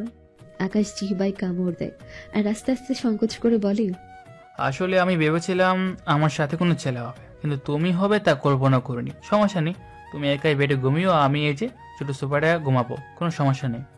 যদি খারাপ কিছু করতে আসেন না, একদম গুলি করে দেব বলে রাখলাম। অবন্তী ওর কাঁধের ব্যাগ থেকে জামা নিয়ে ফ্রেশ হতে চলে যায়। আকাশ সোফায় বসে ভাবতে থাকে। সারাটা জীবন অবন্তীকে সহজ সরল ভেবে দেখে আসলাম, আর আজ সে আমাকে গুলি করার ভয় দেখায়। এ কেমন ব্যাপার? অবন্তী একজন সিক্রেট এজেন্ট, বিশ্বাসই হচ্ছে না। তবে একদিক থেকে ভালো হয়েছে, ও আমার কাছে চোখে চোখে থাকবে। অবন্তী ফ্রেশ হয়ে নাইট ড্রেস পরে আসে। অসম্ভব সুন্দরী লাগছে ওকে। আকাশ আ করে তাকিয়ে আছে। অবন্তী ভ্রু কুচকে তাকিয়ে বলে, মুখে মাছি ঢুকবে, যান ফ্রেশ হয়ে আসেন। আকাশ লজ্জা পায় আর দ্রুত ফ্রেশ হতে চলে যায়। ফ্রেশ হয়ে বাইরে এসে দেখে অবন্তী ফোনে কি যেন করছে। কি হলো, ঘুমাও নিচে? ঘুমাবো। ঘুমাও বলি আকাশ সোফায় বসে, এক সিটের সোফা। আকাশ বসে বসে ভাবছে কিভাবে ঘুমাবে। এদিকে অবন্তী সবটা খেয়াল করেছে। আকাশকে বসে বসে ঘুমোতে দেখে অবন্তী বলে, বেডটা বড় আছে, এক কাজ করুন, আপনি ও পাশে ঘুমান, আমি এই পাশে ঘুমাই, মাঝে কোলবালিশ থাকবে। না না, সমস্যা নেই, তুমি কমফোর্ট ভাবে ঘুমাও। আমি বলছি না, আসুন। রাতে ঘুম না হলে মিশনের সমস্যা হবে, আসুন। শুধুমাত্র মিশনের জন্য শুলাম, না হলে কখনোই শুইতাম না। আচ্ছা মহাপুরুষ, এখন তাড়াতাড়ি লাইটটা অফ করে শুয়ে পড়ুন তো, লাইট থাকলে ঘুমাতে পারি না। আচ্ছা। আকাশের কেমন জানি লাগছে। ও কল্পনাও করেনি ওর সাথে এমন কিছু হবে। যে অবন্তী এত দূরে ছিল তার সাথে আজও শুয়ে আছে। অসম্ভব অস্বস্তি লাগছে। আকাশ অন্যদিকে ফিরে শুয়ে আছে। আরে পড়ে যাবেন তো নিচে, স্বাভাবিকভাবে ঘুমান। সমস্যা নেই। আমাকে দেখে খুব অবাক হয়েছেন। কখনো ভেবেছেন আমার সাথে মিশনে যাবেন, একসাথে ঘুমাবেন? কখনো না, আমার কল্পনায় তুমি অন্যরকম, এরকম না। ও আচ্ছা, আমি ঘুমালে আবার কিছু করবেন না তো? একা একটা মেয়ে, আপনার লোভ হতেই পারে। আমি এরকম ছেলে না অবন্তী। কিন্তু আমি যে ওরকম মেয়ে। হঠাৎই আকাশ ফিল করে ও শরীরের খুব কাছে অবন্তী চলে এসেছে। আস্তে আস্তে আকাশের শরীরে হাত দিচ্ছে। আকাশ দ্রুত ফিরে তাকায় অবন্তীর দিকে। অবন্তী নিঃস্বাকাতর চোখে আকাশের দিকে তাকিয়ে আছে। আকাশ ভয় আর লজ্জায় শেষ। ও অস্ফুট স্বরে বলছে, কি করছো সব? মাথা ঠিক আছে তোমার? ওদিকে যাও। না, আমার মাথা ঠিক নেই। এদিকে আসুন, কাছে আসুন। আপনি আর আমি একাই তো, কেউ নাই। আসুন, কাছে আসুন। আকাশ অবন্তীর বাহু ডোর থেকে নিজেকে ছাড়িয়ে এক লাফে বিছানা থেকে নেমে দাঁড়িয়ে হাঁপাচ্ছে। রাগী ভাবে বলছে, মাথা নষ্ট হয়েছে তোমার? কি কথা বলছো? এটা কি দেখছো? গুলি করে দেবে একদম, মাথা ঠিক করো। অবন্তী বিছানায় বসে আকাশের দিকে তাকিয়েছিল। আকাশের অবস্থা দেখে হাসতে হাসতে ও শেষ হয়ে যাচ্ছে। অবন্তী হাসতে হাসতে বলে, 100-তে 200 পেয়েছেন, মজা করছিলাম একটু, সরি। দেখলাম আপনার মন আমাকে নিয়ে খারাপ কিছু আছে কিনা। আপনি সত্যি খুব ভালো। আকাশ বোকা হয়ে তাকিয়ে আছে আর অবন্তীর হাসি দেখছে। মেয়েরা শত্রুর চেয়েও ডেঞ্জারাস। আচ্ছা, আর চালাবো না, এবার শুয়ে পড়ুন। এখন আমিও নিশ্চিন্তে ঘুমাতে পারবো, লাইট অফ করে দিয়ে। টাটা। অবন্তী অন্যদিকে ফিরে শুয়ে পড়ে। মিটমিট করে হাসছেও। আকাশ তা বেশ বুঝতে পারছে। আকাশ লাইট অফ করে কিছুক্ষণ সোফায় বসে থাকে। অবন্তী ঘুমালে তারপর বিছানায় উঠে শুয়ে। তার আগে অবন্তীর গায়ে কাঁথা দিয়ে দেয়। তারপর আকাশও ঘুমিয়ে পড়ে। পরদিন সকালে অবন্তী আস্তে আস্তে চোখ মেলে তাকায়। তাকিয়ে তো বিশাল এক বড় শখ খায়। আকাশ জাস্ট একটা কালো গেঞ্জি পরে জিম করছে। ওর মোটা শক্ত বাইসেপস গুলো দেখা যাচ্ছে। অবন্তী পেছনে শুয়ে হাঁ করে আকাশকে দেখছে। আকাশ হঠাৎ পেছনে তাকাতেই অবন্তী চোখ বন্ধ করে ফেলে। আকাশ অবন্তীর দিকে তাকিয়ে আস্তে আস্তে বলে, ঘুমন্ত অবস্থায় ওকে কত মায়াবে লাগে, যাই ফ্রেশ হয়ে আসি। আকাশ চলে যায়। অবন্তী লজ্জায় লাল টমেটো হয়ে আছে। আকাশ ফ্রেশ হয়ে আসলে দেখে অবন্তী উঠে বসে আছে। Good morning ma'am. Good morning. ঘুম হয়েছে ম্যামের? হুম। তাহলে তুমি ফ্রেশ হও, আমি নাস্তা নিয়ে আসি। কোনো সমস্যা হলে তোমার ঘড়িতে অ্যালার্ট অপশনে ক্লিক করো, তাহলেই হবে। আমি জানি, আর আমি নিজের সুরক্ষা নিজেই করতে পারি। আপনি নাস্তা নিয়ে আসেন তাড়াতাড়ি, ক্ষুধা লাগছে অনেক। আচ্ছা। আকাশ নাস্তা আনতে চলে যায়। 20 মিনিট পর বাসায় ফিরে দুবার বেল দেয়, কিন্তু কেউ দরজা খোলে না। আকাশ আবার বেল দেয়, এখনো অবন্তী দরজা খোলে না। আকাশ দ্রুত এক্সট্রা চাবিটা বের করে দরজা খুলেই ভেতরে ঢুকে। আর সাথে সাথে অবন্তী ওয়াশরুম থেকে বের হয়। আকাশের সামনে অবন্তী ওয়াশরুম থেকে বের হয়। অবন্তী শুধু তোয়ালে দিয়ে নিজেকে জড়িয়ে আছে। আকাশ মোটেও প্রস্তুত ছিল না এই দৃশ্য দেখার জন্য। আকাশকে এভাবে ভেতরে দেখে অবন্তী চিৎকার করার আগেই নিহাল ওর মুখ চেপে ধরে।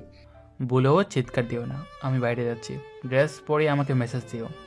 আকাশ এটা বলেই বাইরে চলে আসে। অবন্তী পাথরের মতো দাঁড়িয়ে আছে। কি হলো এটা? আকাশ ওকে এভাবে দেখে ফেললো। লজ্জায় শেষ হয়ে যাচ্ছে অবন্তী। ও তাড়াতাড়ি ড্রেস পরিয়ে আকাশকে ভেতরে আসতে বলে। আকাশ ভেতরে আসলে অবন্তী একদম আকাশের কাছে এসে ভ্রু কুচকে রাগী ভাবে তাকিয়ে বলে, আপনি এভাবে ভিতরে ঢুকলেন কেন? এটা কি ঠিক হয়েছে? বেল দিতেন, আমি দরজা খুলতাম। আকাশ অবন্তীর চোখের দিকে তাকিয়ে আছে, অসম্ভব সুন্দর চোখগুলো। অবন্তী আকাশের খুব কাছে। অবন্তীর আকাশকে অন্যরকম লাগছে, কেমন নিশাকাতর চোখে তাকিয়ে আছে ওর দিকে। অবন্তীর রাগটা পড়ে যায়, ও একটু পেছনে সুরে লজ্জাসিক্ত কণ্ঠে বলে, কাজটা ঠিক করেনি, আপনি একটা লুচু। আকাশ হাসি দিয়ে নাস্তা বাড়তে বাড়তে বলে, অনেকগুলো বেল দিয়েছি, কিন্তু তুমি দরজা খোলোনি, তাই বয়ে আমি এক্সট্রা চাবি দিয়ে ভিতরে ঢুকি, আর ঢুকে হয়েছে হয়েছে, আর বলতে হবে না, আমি ওয়াশরুম থাকায় শুনিনি, সরি। আমিও সরি। তাও আপনি লুচু। আকাশ মুচকি হাসে আর মনে মনে বলে, এবার মিশনটা বোধহয় খুব মজারই হবে। খেতে আসো, বের হতে হবে। নাস্তা খেতে খেতে অবন্তী আস্তে করে বলে, কিছু দেখেন নাই তো আবার? অবন্তীর হঠাৎ করে এ ধরনের প্রশ্ন শুনে আকাশের কাশি শুরু হয় অনেক। অবন্তী দ্রুত পানি এগিয়ে দেয়, আকাশ পানি খেয়ে শান্ত হয়। অবন্তী মিটমিট করে হাসছে। আকাশ খেতে খেতে বলে, কিছু তাকলে না দেখবো? অবন্তীকে রাগানোর জন্য। অবন্তীর খুব রাগ হয়, কিন্তু ও কিছু বলতে পারে না, কারণ ওর কি আছে না আছে তা ওর নিজ থেকে বলতে পারে না। বিষয়টা লজ্জার। এখন আকাশ মুচকি হাসছে অবন্তীকে কথার জালে ফালিয়ে।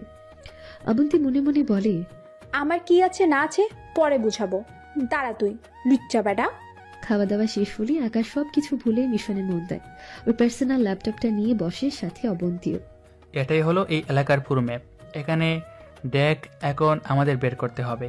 ওরা আসলে ডেলিভারিটা কোথায় দিচ্ছে, কারণ আজ ডেলিভারি সঠিক গেস না করতে পারলে মিস হয়ে যাবে অবন্তী। আকাশকে বেশ চিন্তিত মনে হচ্ছে অবন্তীর। ও আকাশের হাতে হাত রাখে। কোনো চিন্তা নেই, আমি আছি না, একটা আইডিয়া আছে আমার কাছে। কি আইডিয়া? তাড়াতাড়ি বলো। আপনি আমার বস হয়ে আমার আইডিয়া শুনবেন? অবশ্যই শুনবো, বলো তুমি। ওরা যেসব জায়গায় ডেলিভারি দিতে পারে বলে মনে হয়, আমরা সেসব জায়গায় আমাদের স্পেশাল সিসি ক্যামেরা লাগিয়ে রাখবো। আর আমরা দুজন থাকবো সেই জায়গায় যেখানে আপনার সবচেয়ে বেশি মনে হবে যে ওরা ডেলিভারি দিতে পারে। আইডিয়াটা কেমন? 100-তে 100, তাহলে এটাই হবে। আপনি কি আমাকে পরীক্ষা করলেন? কি জানি। আকাশ উঠে ওর ব্যাগ থেকে সিসি ক্যামেরাগুলো বের করে। মোট 10টা ক্যামেরা এনে ওর ল্যাপটপের সাথে কানেক্ট করে নেয়। অবন্তী শিওর হয় যে আকাশ ওকে পরীক্ষা করেছে। ও খুশি যে পরীক্ষায় 100-তে 100 পেয়েছে। রাতে এগুলো লাগাবো, ওরা তো মধ্যরাতে ডেলিভারি করবে, আমরা 11টায় ক্যামগুলো লাগিয়ে দেবো। আচ্ছা, তাহলে এখন ঘুরে আসি চলেন। চট্টগ্রামটা কখনো ঘুরে দেখা হয়নি, আপনার সাথে ঘুরতে যাওয়ার খুব ইচ্ছা ছিল, না করবেন না প্লিজ? অবন্তীর এভাবে মিনতি দেখে আকাশ মুগ্ধ হয়। ওকে কখনোই অবন্তীকে না করতে পারবে না, তা অবন্তী জানে না। ওর প্রতি অবন্তীর টান দেখে প্রতিনিয়ত মুগ্ধ হচ্ছে, আর অবন্তীর প্রতি দুর্বল হচ্ছে। আচ্ছা যাব, কোথায় যাবে বলো? এখানে একটা বড় মেলা বসেছে, চলেন সেখানে যাই, খুব মজা হবে। তুমি কি সত্যি মিশন এসেছো নাকি ঘুরতে, বলো তো? বলবো না, টপ সিক্রেট। তুমিও না, যাও রেডি হও। আচ্ছা। অবন্তী খুব খুশি হয় আর রেডি হতে চলে যায়। আকাশ এই ফাঁকে ও ল্যাপটপ দিয়ে নালার লোকেশন বের করে সেখানে সব কয়টা সিসি ক্যামেরা হ্যাক করে প্রতিটা জায়গা ভালো করে দেখছে, যাতে ওদের কোনো সমস্যা না হয়। কিছুক্ষণ পর অবন্তী বের হয়ে আসে। চলুন যাওয়া যাক। আকাশ ল্যাপটপ থেকে মাথা উঠিয়ে অবন্তীর দিকে তাকিয়ে থ হয়ে যায়। খুব সিম্পল ভাবে অবন্তী সেজেছে, কিন্তু অসম্ভব সুন্দর লাগছে ওকে। অবন্তী লজ্জাসিক্ত কণ্ঠে বলে, শুধু কি আমাকে দেখবেন নাকি যাবেন? না মানে চলো। আকাশ অবন্তীকে নিয়ে নিচে এসে বাইকে করে মেলার দিকে যাচ্ছে। অবন্তী খুব শক্ত করে আকাশকে পেছন থেকে ধরে আছে, কিন্তু আকাশ নর্মাল মোডেই আস্তে আস্তে চালাচ্ছে। আকাশ মুচকি হাসে অবন্তীর কাণ্ড দেখে। বাইক পার্ক করে ওরা ভেতরে যায়। অবন্তীর চোখে মুখে অনেক খুশির ছাপ।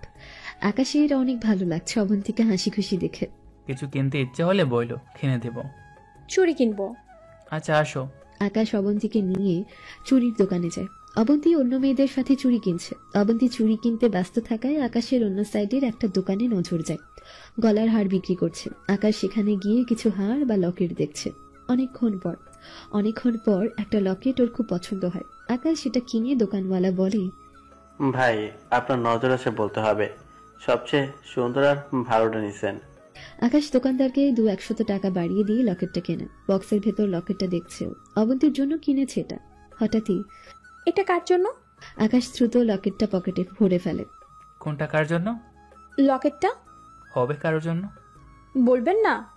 আমি যাকে সবচেয়ে বেশি ভালোবাসি তাকে এই লকেটটা পরিয়ে দেব। তাই কিনলাম। আকাশের কথা শুনে অবন্তী খুব হাসছে। আপনি ভালোবাসতে পারেন? আপনি যে খাটাস, আপনি আবার কাকে ভালোবাসবেন?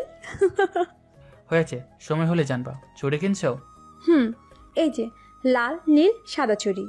বাহ, চলেন না নাগরদোলায় উঠি, খুব মজা হবে। আচ্ছা চলো।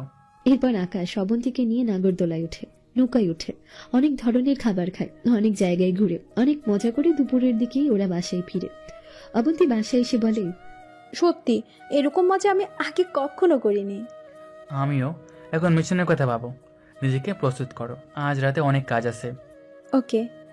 রাত 11টা। আকাশ আর অবন্তী রেডি মিশনের জন্য। ওরা সবকিছু নিয়ে বেরিয়ে পড়ে। ওরা প্রথমে ওদের টার্গেট করা জায়গাগুলোয় খুব সাবধানে সিসি ক্যামেরা সেট করে। তারপর আকাশের ধারণা করা একটা জায়গায় ওরা লুকিয়ে বসে থাকে। ওদের জায়গা সহ মোট 10টা জায়গায় সিসি ক্যামেরার দ্বারা নিয়ন্ত্রিত হচ্ছে। ক্যাম্পগুলো খুব ছোট, তাই সহজে কারো নজরে আসবে না। ওরা দুজন মিলে ল্যাপটপে মনিটরিং করছে। দেখতে দেখতে রাত 1টা বাজে। অবন্তী বলে ওঠে, 1টা বেজে গেল, বাট কাউকে তো দেখছি না। ওরা কি জেনে গেল নাকি আমাদের কথা? না, এটা ইম্পসিবল। ধৈর্য ধরো, আর আজ ধরা খাবি। এসে দেখো। অবন্তী দ্রুত ল্যাপটপে তাকায়। ওদের প্রতিটি সিসি ক্যামেরা দিয়ে একটা সাদা মাইক্রো পার হয়ে যাচ্ছে। ঠিক ওরা যেখানে আছে সেখানে সে মাইক্রোটা থামে। অবন্তী আকাশের দিকেই তাকায়। আকাশ একটু ভাব নিচ্ছে। অবন্তী বলে, হয়েছে, ভাব নিতে হবে না, আসেন দেখি ওরা কি করে। আকাশ আর অবন্তী বাইনোকুলার দিয়ে দেখছে। ওরা দেখে একটা লোক মাইক্রো থেকে বের হয়। সে তার পকেট থেকে ফোনটা বের করে মেসেজ করে ফোনটা আবার পকেটে রাখে। আকাশ অবন্তীকে বলে, তুমি এখানে থাকো, কোথাও যাবে না আমার আদেশ ছাড়া। আমি যাব আর আসবো। মানে কি? কই যাবেন আপনি? এই ট্র্যাকারটা গাড়িতে লাগাতে হবে। আমরা গাড়ির পেছনে যেতে পারবো না, কারণ আমার মনে হয় না এত সহজে এই গাড়ি এত দামি ড্রাগস নিয়ে যাবে।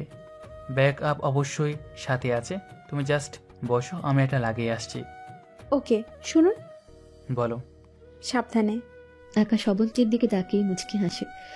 ট্র্যাকারটা হাতে নিয়ে আগে আশেপাশে সব দেখে নেয়। এই বাইনোকুলার কোনো সাধারণ বাইনোকুলার না, এটা দিয়ে হিউম্যান ডিটেক্ট করা যায়। আকাশ অবন্তীকে ইশারা দিয়ে আস্তে আস্তে বসে।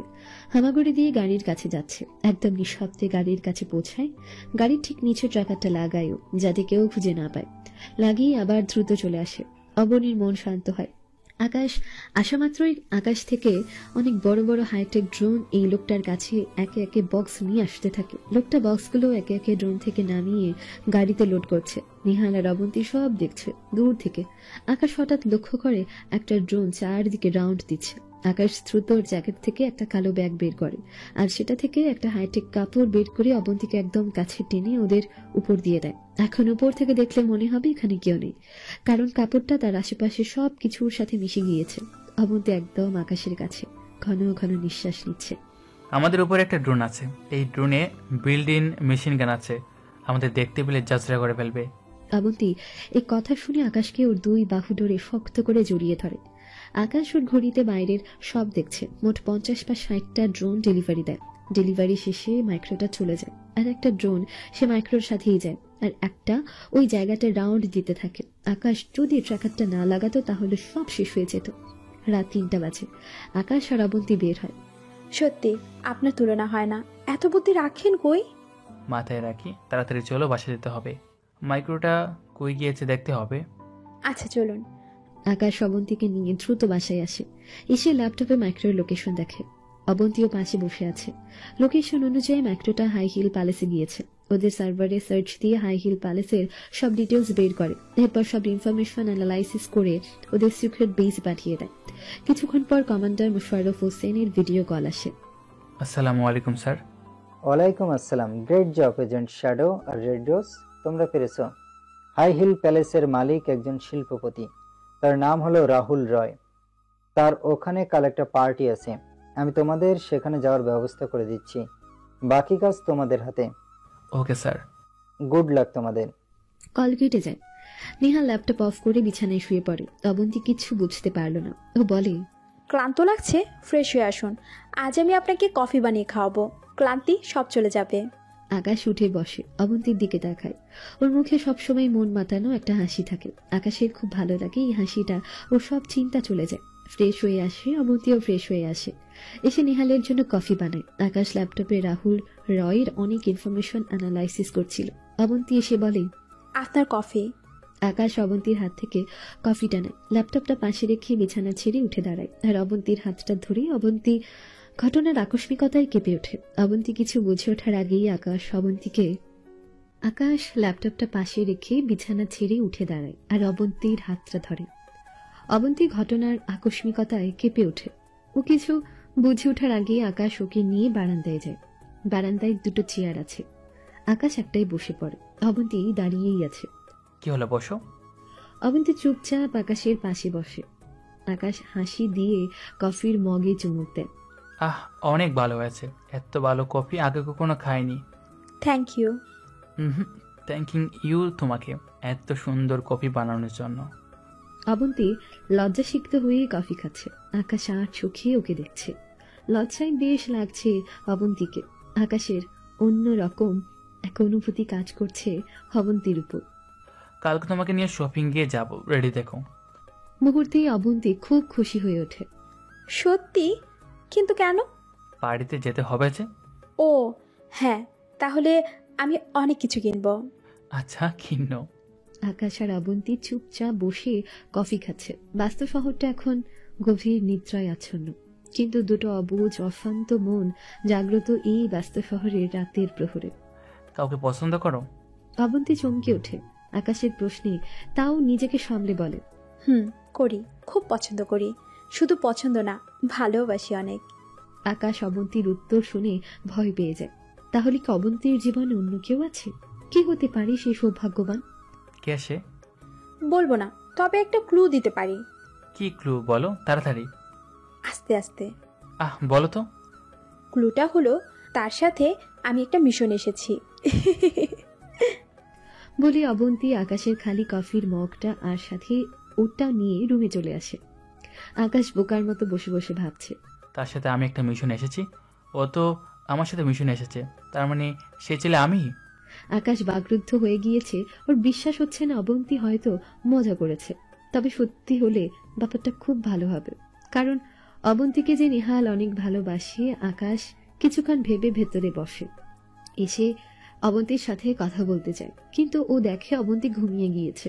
আকাশ আস্তে আস্তে অবন্তীর কাছে যায়। অবন্তী বিছানার ডান পাশে ডান দিক হয়ে শুয়ে আছে। পাশে ছোট টেবিল ল্যাম্পটা জ্বলছে, সেটার আলোতে অবন্তীর মায়াবী মুখখানা বেশ লাগছে। আকাশ নিজেকে সামলাতে না পেরে অবন্তীর কাছে গিয়ে ফ্লোরে বসেও অবন্তীর খুব কাছেও কিছু না ভেবেই অবন্তীর মাথায় হাত বুলিয়ে দেয় আর আস্তে আস্তে বলে, আমার শেষ নিঃশ্বাস পর্যন্ত তোমার কিছু হতে দিব না, সারা জীবন তোমার পাশে থাকবো, শুধু তুমি একবার হ্যাঁ বইলো। হঠাৎই অবন্তী আকাশের হাতটা শক্ত করে নিজের সাথে জড়িয়ে ধরে। আকাশ অবন্তীর আরও কাছে চলে আসে। অবন্তীর মিষ্টি গোলাপি ঠোঁটটা যেন নিহালকে বড্ড টানছে। খুব ইচ্ছে হচ্ছে একটু ছুঁয়ে দিতে, কিন্তু অবন্তী জানতে পারলে খুব খারাপ হবে, সেই ভয়টাও কাজ করছে। কিন্তু আকাশ যেন অবন্তী ঘুরে পড়ে যাচ্ছে। শুধু একবার একটু স্পর্শ করতে চায় আকাশ। অবন্তী একটু নড়ে চড়ে সুযোগটা আরো কয়েক গুণ বাড়িয়ে দেয়। এখন মনে হচ্ছে অবন্তীর মিষ্টি ঠোঁটগুলোই যেন আকাশের পরশ চায়। আকাশ আস্তে আস্তে অবন্তীর আরো কাছে এগিয়ে যায়, একদম কাছে। আকাশের গরম নিঃশ্বাস অবন্তীর মুখের উপর পড়ছে। অবন্তী বড় বড় নিঃশ্বাস নিচ্ছে। আকাশ অবন্তীর দিকে তাকিয়ে আছে। ও আস্তে করে ওর পরশ অবন্তীকে দিয়ে দেয়, তবে ঠোঁটে না, কপালে।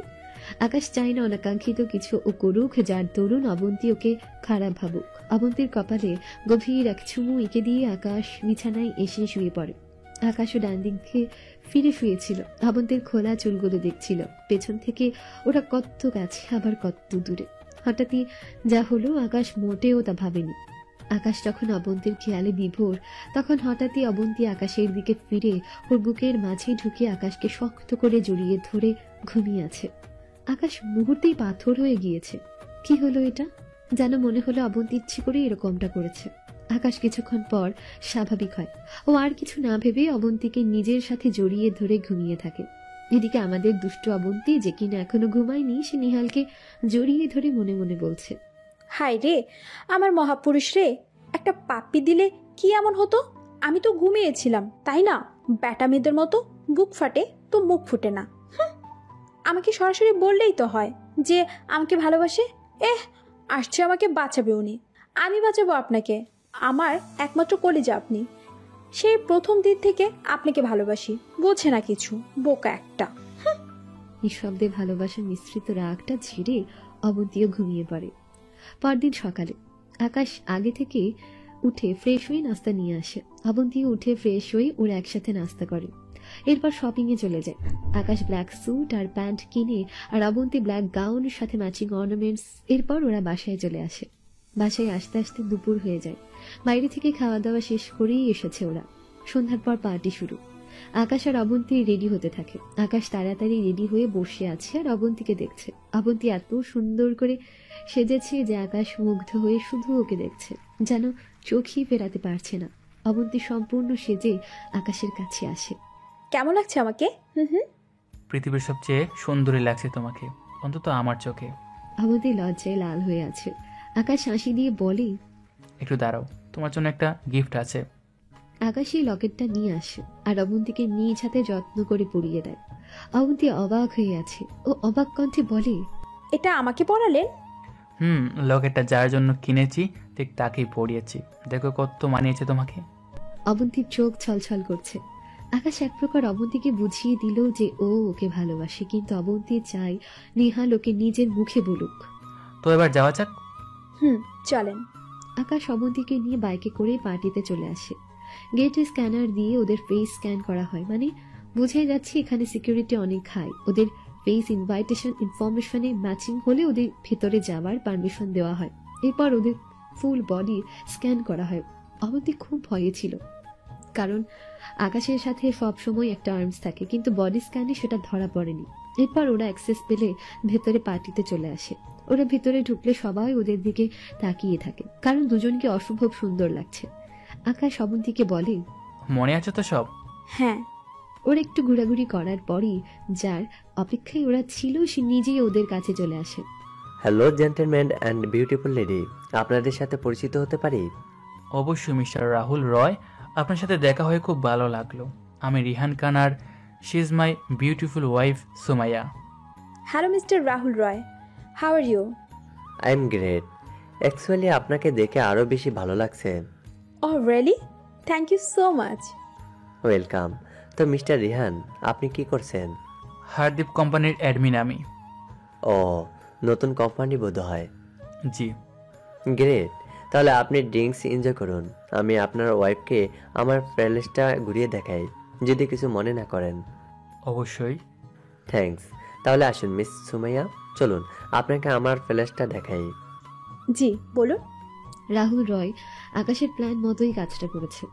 অবন্তী আর রাহুল রয় চলে গেলে আকাশ ওর ফোন দিয়ে পুরো প্যালেসের সিস্টেমকে হ্যাক করে ফেলে। প্রতিটা সিসি ক্যামেরার এক্সেস এখন ওর কাছে। আকাশ বাড়ি বসে সব দেখছে। এদিকে অবন্তীকে রাহুল রয় বলছে, আপনি আমার দেখার সবচেয়ে সুন্দর মেয়ে। সত্যি রিয়ান খান অনেক লাকি আপনাকে পেয়ে। একটু বেশিই বলছেন। আমার ইচ্ছে ছিল আপনার মতো সোরিস বিলিয়নদেরকে বিয়ে করব, বাট কপালে ছিল না। So sad, so sad. আমি কিন্তু এখনো আনম্যারিড, চাইলে। কি যে বলেন না। আচ্ছা, একটা কল দেওয়া যাবে? আমার একজনকে কল দেওয়ার কথা ছিল, বাট ফোনটা রিহানের কাছে। অবশ্যই, নিন নিন, কল দিন। অবন্তী খুব মিষ্টি একটা হাসি দিয়ে রাহুল রয়ের ফোন নেয় আর বলে, লকটা? ও হ্যাঁ, শিওর। রাহুল রয় তার ফিঙ্গারপ্রিন্ট দিয়ে ফোন আনলক করে অবন্তীকে দেয়। অবনীর আঙ্গুলে থাকা হাইটেক রিংটি রাহুল রয়ের ফিঙ্গারপ্রিন্টটা স্ক্যান করে সেভ করে ফেলে। এরপর অবন্তী আকাশকে কল দেয়, আর সাথে সাথে আকাশ ওর ফোন দিয়ে রাহুল রয়ের ফোন হ্যাক করতে শুরু করে। অবন্তী কথা বলার মতো অভিনয় করতে থাকে যতক্ষণে সিস্টেম হ্যাক হচ্ছে।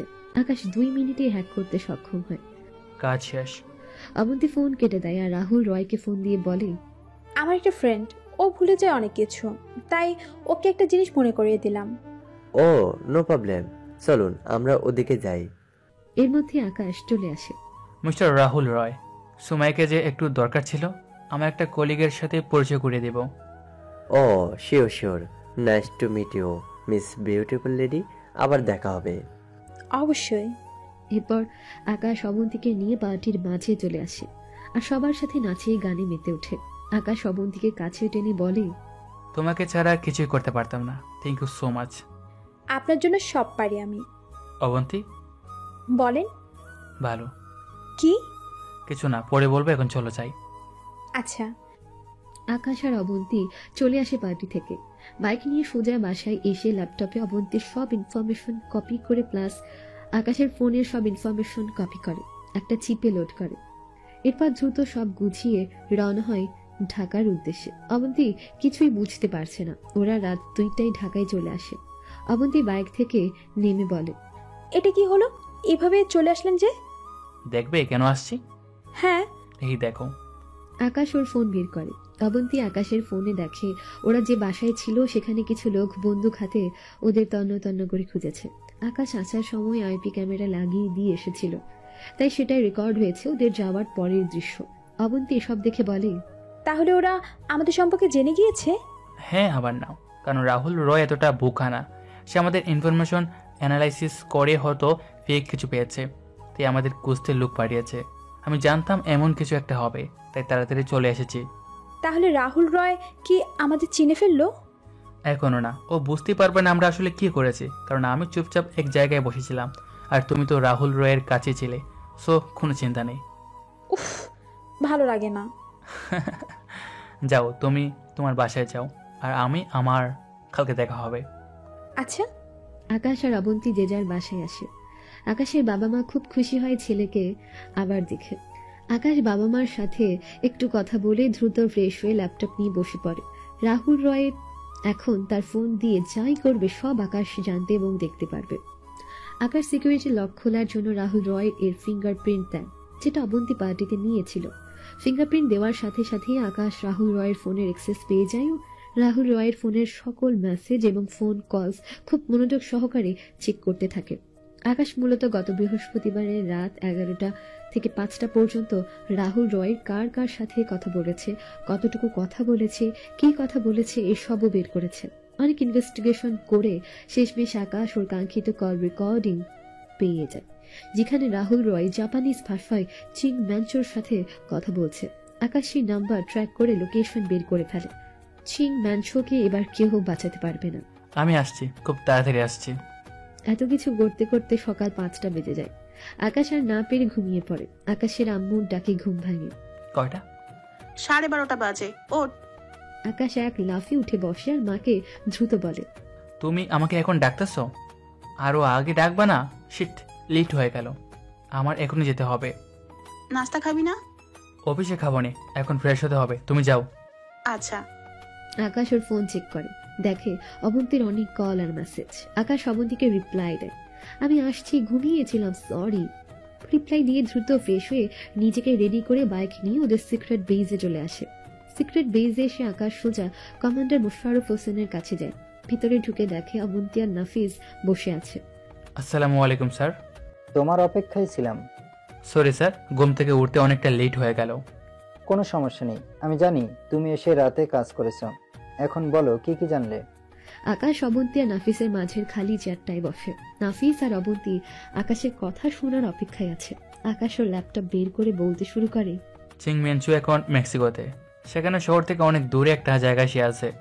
আমি নিশ্চিত সে সুপার হাইটেক সিকিউরিটি নিয়ে সেখানে আছে।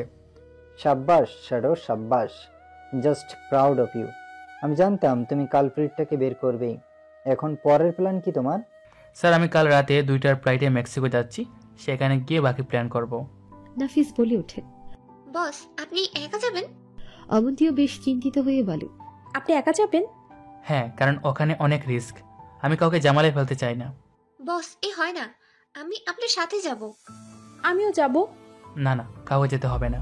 অবন্তী অসহায় ভাবে মোশাররফ হোসেনের দিকে তাকায়। তিনি হাসি দিয়ে বলেন, শ্যাডো, আমি কখনো তোমাকে একা যেতে দিব না।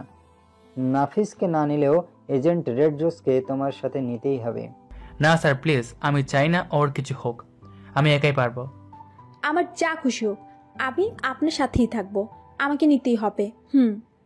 আকাশ অবাক হয়ে তাকিয়ে আছে। ও বুঝতে পারছে অবন্তী ওর জন্য খুব চিন্তা করছে, কিন্তু ও চায় না অবন্তীর কিছু হোক। মোশাররফ হোসেন বলেন, এজেন্ট রেড রোজ আর নাফিস, তোমরা বাইরে যাও, আমি ডার্কের সাথে একান্তে কথা বলতে চাই। অবন্তী আর নাফিস বাইরে চলে আসে। কমান্ডার মোশাররফ হোসেন বলেন, অবন্তী আমার মেয়ের মতোই, তোমার চেয়ে ওর চিন্তা আমার অনেক বেশি। কিন্তু কিন্তু কি স্যার? আমি যেমন তোমাকে নিয়ে চিন্তার ভয়ে থাকি, আমার চেয়ে হয়তো কয়েকগুণ বেশি চিন্তার ভয়ে থাকে অবন্তী। তোমাকে আজ একটা সত্যি কথা বলি, তুমি এই মিশনে একাই যেতে, কিন্তু অবন্তীর অনেক রিকোয়েস্টে আমি ওকে তোমার সাথে যাওয়ার ব্যবস্থা করেছি, কারণ ও তোমাকে নিয়ে অনেক চিন্তা করে। আর কেন করে তা তুমি ভালো করেই জানো। সো মিশন যখন ওকে নিয়ে শুরু করেছো, শেষটাও ওকে নিয়েই করতে হবে। আকাশ বাকরুদ্ধ হয়ে আছে। অবন্তী ভেতরে ভেতরে এত কিছু করেছে, ও ভাবতেই পারছে না আকাশ বাঁচানোর জন্য অবন্তী নিজের জীবনের পরোয়া করেনি। ঠিক আছে স্যার, আমি ওকে নিয়ে যাব। গুড, তাহলে প্রস্তুতি নাও মেক্সিকো যাওয়ার। Okay sir. Akash commander Mosharraf হোসেনকে বিদায় দিয়ে বাইরে আসে। বাইরে সালমান আর অবন্তী ওর জন্য অপেক্ষা করছিল। আকাশ বের হলেই অবন্তী ওর কাছে দৌড়ে আসে। আমি যাচ্ছি তো স্যার। যাচ্ছেন? ইয়ে। আর নাফিস, তুই এদিকটা খেয়াল রাখিস। আচ্ছা। অবন্তী, আমার সাথে আসো, কিছু কথা আছে। ওকে স্যার। আকাশ নাফিসকে বিদায় দিয়ে অবন্তীকে নিয়ে বাইরে এসে বাইকে করে 300 ফিট চলে আসে। অবন্তী কিছু বুঝতে পারছে না। আকাশ আর অবন্তী একসাথে একটা জায়গায় বসে। আমার সাথে কেন যেতে চাচ্ছ? মেক্সিকো ঘুরে দেখবো তাই। আমি যে মিশনে যাচ্ছি তা জানো না তুমি? জানি। আমিও আপনার সাথে যাব, আপনার সাথে থাকবো। কেন? জানি না, জাস্ট থাকবো। অনেক চিন্তা করো আমাকে নিয়ে, অনেক ভয় হয় আমাকে নিয়ে, তাই না? কি জানি, বলতে পারি না। অনেক ভালোবাসো আমাকে, তাই না? একটুও না। তাই তো নিজ থেকে স্যারকে বলে আমার সাথে মিশনে এসেছো। কি স্যার আপনাকে সব বলে দিছে? হ্যাঁ। স্যারের খবর আছে, আমি না করেছিলাম বলতে। ভালো করেছো বলে তো তুমি আমাকে এখনো ভালোবাসো না। জানি না বলি অবন্তী উঠে দাঁড়িয়ে সামনে যেতে নেয়। আমি তোমাকে অনেক ভালোবাসি, অনেকটাই বেশি। অবন্তী থমকে যায়। ঝড়ো হাওয়া ওকে স্পর্শ করে চলে যাচ্ছে। অবন্তীর বিশ্বাস হচ্ছে না আকাশ ওকে ভালোবাসে, সেটা নিজ মুখে বলেছে। অবন্তীর প্রতিটি শির দাঁড়ায় যেন অন্যরকম এক শিহরণ দিচ্ছে। আকাশ আস্তে করে উঠে অবন্তীর কাছে আসে। ওকে পেছন থেকে জড়িয়ে ধরে কানের কাছে মুখ এনে আস্তে করে বলে, তোমাকে খুব ভালোবাসি, যতটা অন্য কেউ পারবে না ঠিক ততটা ভালোবাসি, ভালোবাসি, ভালোবাসি। অবন্তীর চোখ দিয়ে টপটপ করে খুশির অশ্রু ঝরছে। লজ্জায় আর খুশিতে জ্ঞান হারাবার অবস্থা অবন্তীর। ও আর না পেরে ও ঘুরে আকাশকে শক্ত করে জড়িয়ে ধরেই নিজেকে লুকিয়ে ফেলে নিহালের মাঝে। নিহালও ওকে শক্ত করে জড়িয়ে ধরে বলে, এভাবে সারাটা জীবন তোমাকে আমার বুকে চাই। কি থাকবে তো? কোটিবার থাকবো। মিশনটা কমপ্লিট করে তোমার বাবা মার কাছে আমার বাবা মাকে পাঠাবো, কেমন হবে? অনেক ভালো। আচ্ছা, আমার যদি কিছু হয়ে যায় তুমি কি খুব কষ্ট পাবে? অবন্তী আটকে ওঠে। মুহূর্তে আকাশের বুক থেকে মাথা তুলে কান্না ভরা চোখে অবন্তী আকাশের দিকে তাকায়। বলো, এই কথাটা আর বলবেন না, কিচ্ছু হবে না আপনার। আপনাকে ছাড়া এক মুহূর্ত আমি বেঁচে থাকতে পারবো না। পাগলি একটা, আমিও পারবো না। আকাশ অবন্তীর গাল দুটো ওর 2 হাত দিয়ে ধরে আছে। বুড়ো আঙ্গুল দিয়ে অবন্তীর চোখের পানি মুছে দেয়। দুজন দুজনকে মন ভরে দেখছে, যেন কতটা বছর পর আবার দেখা হয়েছে। অবন্তীর মিষ্টি ঠোঁটগুলো কাঁপছে। আকাশের মনে হচ্ছে অবন্তীর ঠোঁটগুলো ওর স্পর্শ পাওয়ার জন্য ব্যাকুল হয়ে আছে। ও কোনো এক অজানা টানে অবন্তীর গোলাপি ঠোঁটগুলোর দিকে এগিয়ে যাচ্ছে। অবন্তী অজান্তে ওর চোখগুলো বন্ধ করে ফেলে। ও অপেক্ষা করছে আকাশের স্পর্শের। আজ আকাশ আর নিজেকে বাধা দেয়নি। মনকে সায় দিয়ে অবন্তীর মিষ্টি ঠোঁটটাকে নিজের করে নেয়। তৃষ্ণার্ত অবন্তী যেন সুখ খুঁজে পায় আর হারিয়ে যায় আকাশের স্পর্শে। দমকা হাওয়া, নিস্তব্ধ জনমানবহীন পরিবেশ, মিষ্টি একটা ঘ্রাণ, সবকিছুই যেন ওদের ভালোবাসায় মুখরিত হয়ে উঠেছে। অনেকটা সময় পর ওরা ক্লান্ত হয়। দুজনেই লজ্জায় লাল টমেটো হয়ে গিয়েছে। কেউ কারো দিকে তাকাতে পারছে না। অবন্তীর বিশ্বাস হচ্ছে না হঠাৎ করে কত কিছু হয়ে গেল। আকাশ লজ্জা কাটিয়ে বলে, চলো আজ তোমাকে নিয়ে করবো। এত সুন্দর মুহূর্ত আবার পাবো কিনা জানি না, তাই তোমাকে নিয়ে প্রতিটি মুহূর্তকে স্মৃতির পাতায় স্মরণীয় করে রাখতে চাই। আপনি কিন্তু এখন মার খাবেন, খালি উল্টাপাল্টা কথা। আমরা এমনি ঘুরবো, চলেন। আচ্ছা। পরদিন রাতে, আজ রাত 2টায় তাদের ফ্লাইট। আকাশ আর অবন্তী সবার কাছ থেকে বিদায় নিয়ে মেক্সিকোর উদ্দেশ্যে রওনা হয়। প্রথম ফ্লাইট শেষ করেই দ্বিতীয় ফ্লাইটের জন্য এয়ারপোর্টে ওরা অপেক্ষা করছে। 2 ঘন্টার ব্রেক টাইম ছিল। একটু পরেই ওরা দ্বিতীয় ফ্লাইটে মেক্সিকোর জন্য রওনা হবে। কিন্তু হঠাৎ করেই ওদের জানানো হয় যে ওদের ফ্লাইটটা ক্যান্সেল করা হয়েছে। তবে ওরা চাইলে অন্য এয়ারলাইন্সের ফ্লাইটে যেতে পারবে। আকাশ সম্মতি দিলে ওদের বিজনেস ক্লাসে সিট দেওয়া হয়। আকাশ আর অবন্তী খুব খুশি হয়। আকাশ ওদের প্রতিটি ইনফরমেশন সিক্রেট বেজে পাঠিয়ে দেয়, কারণ এটা জানানো নিয়ম ফর সিকিউরিটি। এরপর আকাশ আর অবন্তী অন্য ফ্লাইটে মেক্সিকোতে যাচ্ছে। কিন্তু খুব অবাক করার মতো বিষয় হলো বিজনেস ক্লাসে ওরা ছাড়া আর কেউ নেই। ওরা ভাবে হয়তো অন্য ফ্লাইট ক্যান্সেল হওয়ায় অনেকেই যায়নি, তাই ওরা আর কিছু ভাবে না। আকাশ আর অবন্তী দুই মিষ্টি কথা বলতে বলতে একসময় ঘুমিয়ে পড়ে। হঠাৎই আকাশের ঘুম ভাঙে কারো ডাকে। ও চোখ মেলে তাকিয়ে দেখে অবন্তীর মুখ চেপে মাথায় বন্দুক ঠেকিয়ে কালো মুখোশধারী কিছু লোক ওর দিকে তাকিয়ে আছে, আর কিছু লোক ওর দিকে বন্দুক তাক করে আছে। আকাশ ভাবছে কি করবে। ওদের মধ্যে একজন লোক আকাশকে বলে, কোনো রকম চালাকি করবি না, হাত মাথার পিছনে নে। আকাশ এটাই যাচ্ছিল, ও হাত দুটা পিছনে নিয়ে অবন্তীর দিকে তাকিয়ে আছে।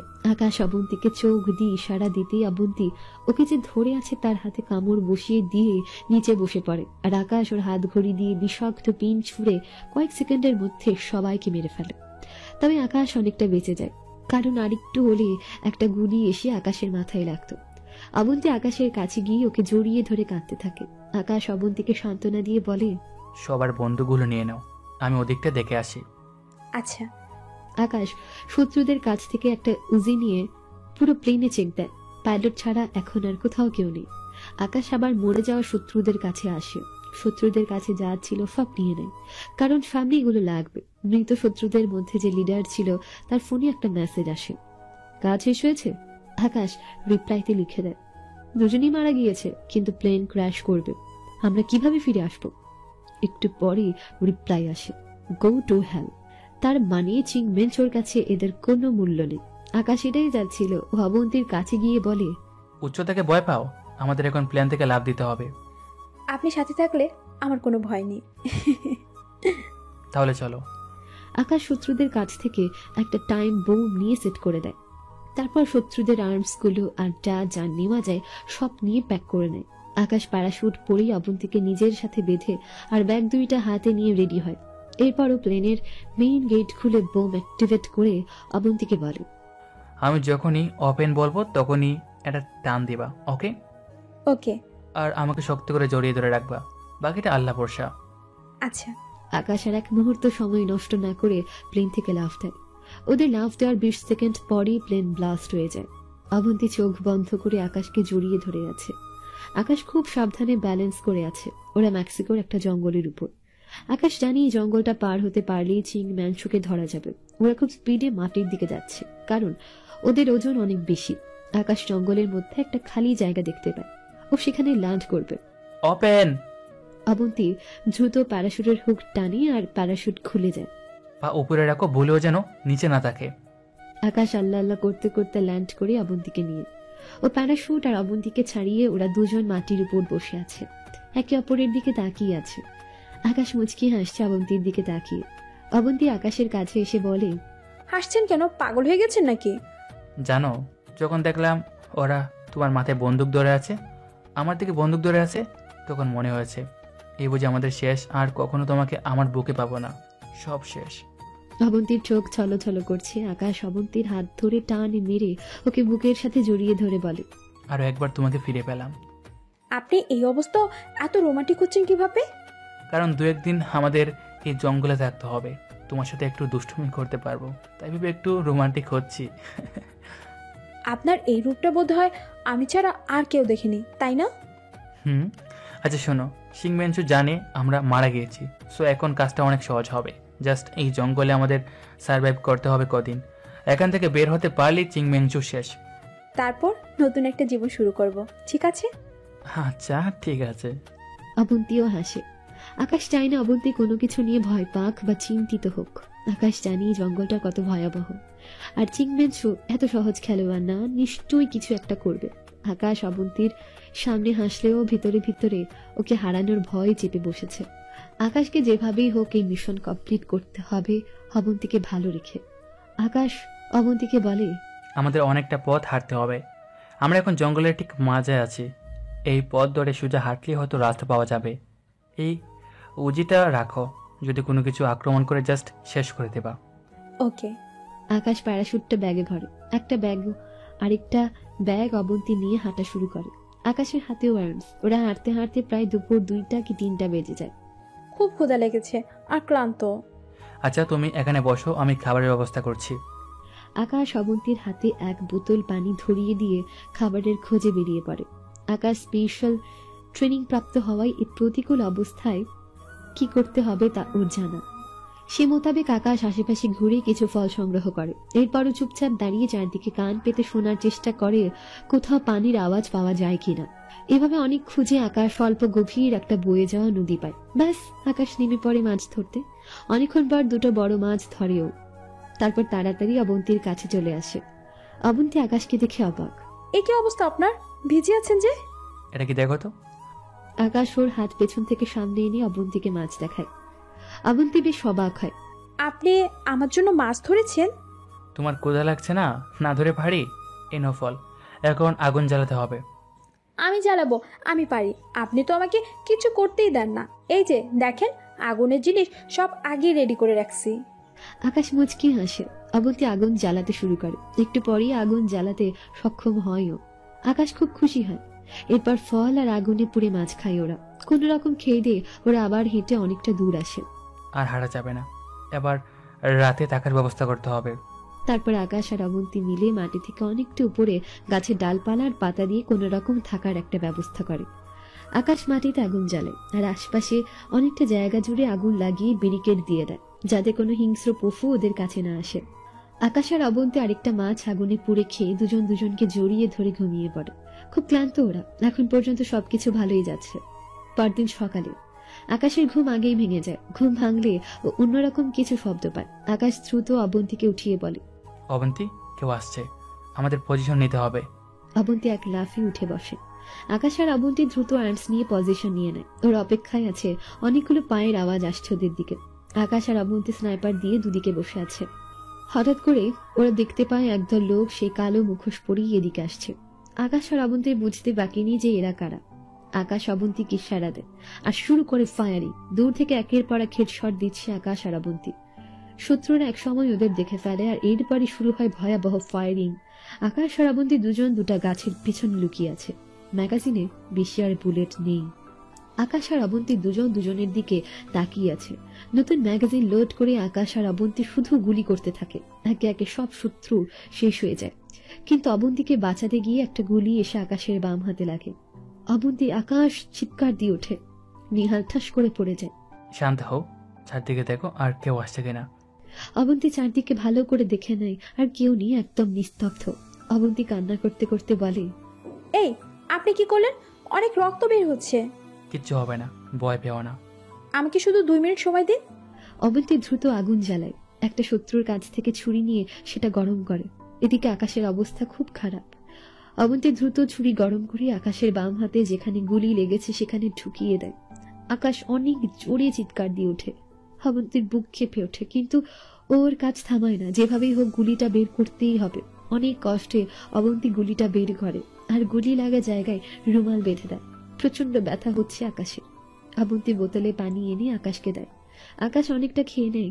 অবন্তী খুব অস্থির আর চিন্তিত হয়ে আছে। শান্ত হও, বিপদের সময় শান্ত থাকতে হয়, কারণ এসময় একটা ভুল করলে আর রক্ষা নেই। ওদের সব আর্মসগুলা নিয়ে আসো। খেয়াল রেখো আশেপাশে কেউ আছে কিনা। আমি আপনাকে ছেড়ে কোথাও যাব না। অবন্তী, আমাদের বুলেট নেই, যাও, যা বলছি তাই করো। অবন্তী বাধ্য হয়ে শত্রুদের আর্মস আর বুলেট সব নিয়ে আসে। আকাশকে ওদের বানানো থাকার জায়গা উঠিয়ে ছুঁয়ে দেয় অবন্তী। আকাশ ব্যথায় নীল হয়ে গিয়েছে। অবন্তী নিচে এসে আশেপাশে দেখতে থাকে। এক ধরনের গাছ আছে যার বাকুলের আঠা কাটা জায়গায় লাগিয়ে দিলে খুব তাড়াতাড়ি কাটা জায়গা ভালো হয়ে যায়। অবন্তী আশেপাশে সেই গাছটাই খুঁজছে। আল্লাহ আল্লাহ করতে করতে অনেক খুঁজে শেষমেশ গাছটা অবন্তী পায়। দ্রুত অনেকগুলো বাকল সাথে করে নিয়ে আসে। তারপর আকাশের কাছে গিয়ে সেই গাছের বাকল থেকে আঠা নিয়ে নিহালের কাটা জায়গায় লাগিয়ে দেয়। খুব জ্বলছে কাটা জায়গাটা। আকাশের চোখ দিয়ে টপ টপ করে পানি পড়ছে।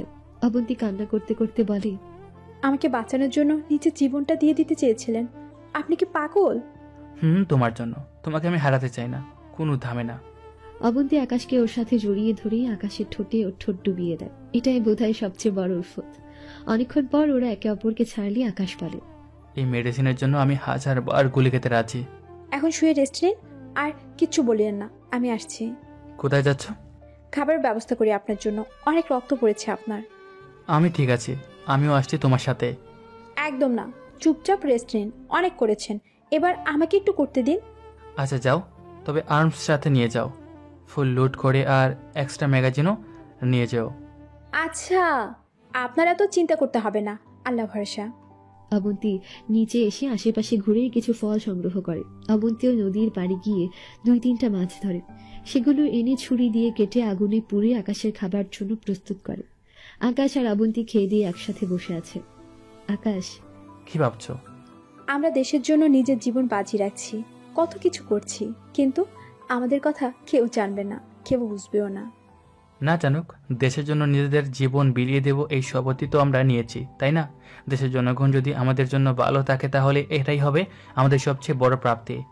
ইস, জনগণরা যদি বুঝতো আমাদের কষ্টটা, তাহলে তারাও আমাদের সাহায্য করত অপরাধ ঠেকাতে, কিন্তু তাদের কাছে আমাদের কোনো মূল্যই নেই।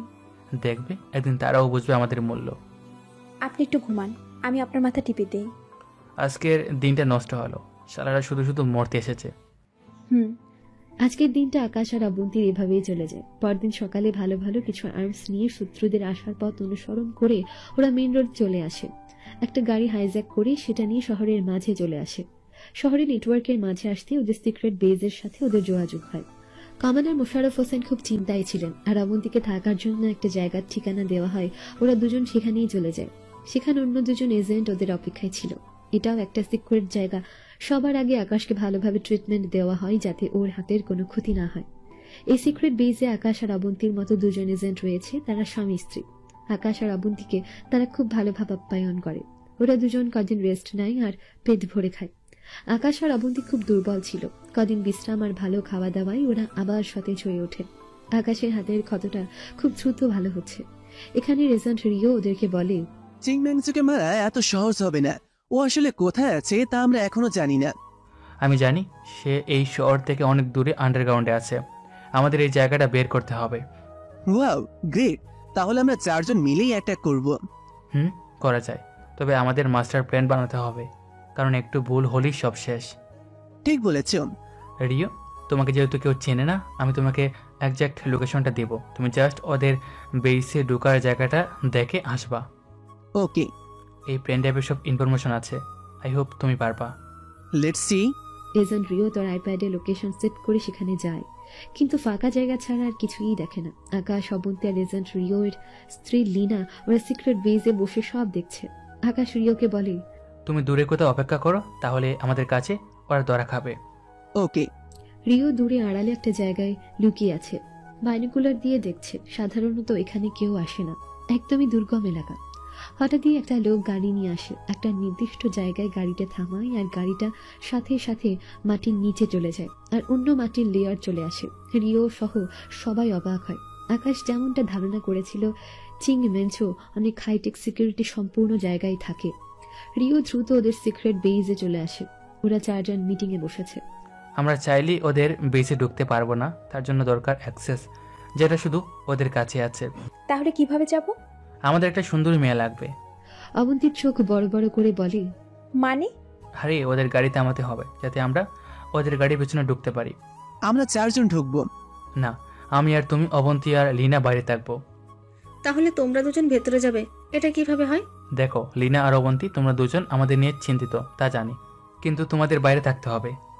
কারণ আমার প্ল্যান অনুযায়ী আমরা পুরো বেসে টাইম বম্ব সেট করে দেব, তারপর দ্রুত বাইরে চলে আসব। তোমরা বাইরে আমাদের জন্য গাড়ি নিয়ে অপেক্ষা করবে, কারণ আমাদের খুব দ্রুত এই এলাকা ছাড়তে হবে। শুধু চিং মেনচুকে মারলেই হবে না, ওর সব কিছুকে শেষ করে দিতে হবে। ঠিক বলেছ, তাই হবে। কিন্তু কোনো কিন্তু নাই, এটাই ফাইনাল প্ল্যান। তোমরা দুজন বাইরে বসে আমাদের জন্য অপেক্ষা করবে আর মনিটরিং করবে, কারণ তোমাদের হেল্প লাগবে আমাদের। আচ্ছা ঠিক আছে, তাহলে তাই হবে। কিন্তু আকাশ, আমরা চিংমেনচুর গাড়ি চিনব কিভাবে? এখন পর্যন্ত আমি চিং মেনচুয়ের সাথে জড়িত যাদের গাড়ি দেখেছি, তাদের মধ্যে একটা কমন জিনিস হলো গাড়িতে সিএম খোদাই করে লেখা আছে। এটা শুধু চিং মেনচুয়ের গাড়িতেই থাকে, অন্য কারো গাড়িতে না। সো সিএম লেখা গাড়ি কি আমরা থামাবো। Really man, you are just amazing, brilliant. Thanks. তাহলে আমরা রেডি হই মিশনের জন্য। আমাদের কিছু পাওয়ারফুল টাইম বম লাগবে। আমি বম রেডি করছি। তুমি হয়তো জানো না আমি একজন বম স্পেশালিস্ট। দেখো কি বম বানাই আমি, ওরা নিমিষেই ধ্বংস হয়ে যাবে। এজেন্ট রিওর বানানো হাইটেক বোম নিয়ে পরদিন ওরা বেরিয়ে পড়ে। আকাশ আর রিও চিংমেনচোর সিক্রেট বেজে যাওয়ার পথে লুকিয়ে থাকে। অবন্তী আর লিনা চিংমেনচোর সিক্রেট বেজের থেকে একটু দূরে গাড়ি নিয়ে লুকিয়ে থাকে। আকাশের প্ল্যান মতো সুন্দরী মেয়েটা সিয়ান লেখা গাড়িটাকে থামায়। এত সুন্দর মেয়ে দেখে চিংমেনচোর লোক গাড়ি থেকে নেমে মেয়েটার সাথে কথা বলতে যায়। এদিকে সেই সুযোগে নেহাল আর রিও গাড়িতে উঠে লুকিয়ে যায়। মেয়েটা লোকটার সাথে একটু কথা বলে চলে যায়। লোকটা আবার এসে গাড়িতে উঠে চালিয়ে চিংম্যানচোর সিক্রেট বেজে চলে আসে। আকাশ অবন্তীকে খবর জানিয়ে দেয়। অবন্তী আর লিনা দেখে একটা কালো গাড়ি সেই সিক্রেট জায়গাটায় এসে থামে। আকাশ আর রিও এই গাড়িতে। আকাশ শুনতে পায় লোকটা বলছে কোড 33467, আর সাথে সাথে গাড়িটা নিচে চলে যায়। অবন্তী আর লিনার খুব ভয় হচ্ছে। দুজনেরই কলিজা এত ডেঞ্জারাস জায়গায় যাচ্ছে। গাড়িটা অটোমেটিক পার্কিং লটে চলে আসে। লোকটা গাড়ি পার্কিং করে ভেতরে চলে যায়। আকাশ অবন্তীকে বলে, পার্কিং এর সব কটা সিসি ক্যামেরা হ্যাক করে ফ্রিজ করে দাও, যাতে এখন যা দেখছে আগামী কয়েক ঘন্টা যেন তাই দেখে। ওকে। অবন্তী 5 মিনিটের মধ্যে সিসি ক্যামেরা সব হ্যাক করে ফেলে আর স্ক্রিন ফ্রিজ করে দেয়। এরপর আকাশ আর রিও গাড়ি থেকে বেরিয়ে আসে। এখানে 5 জন লোক আছে। রেডি? রেডি।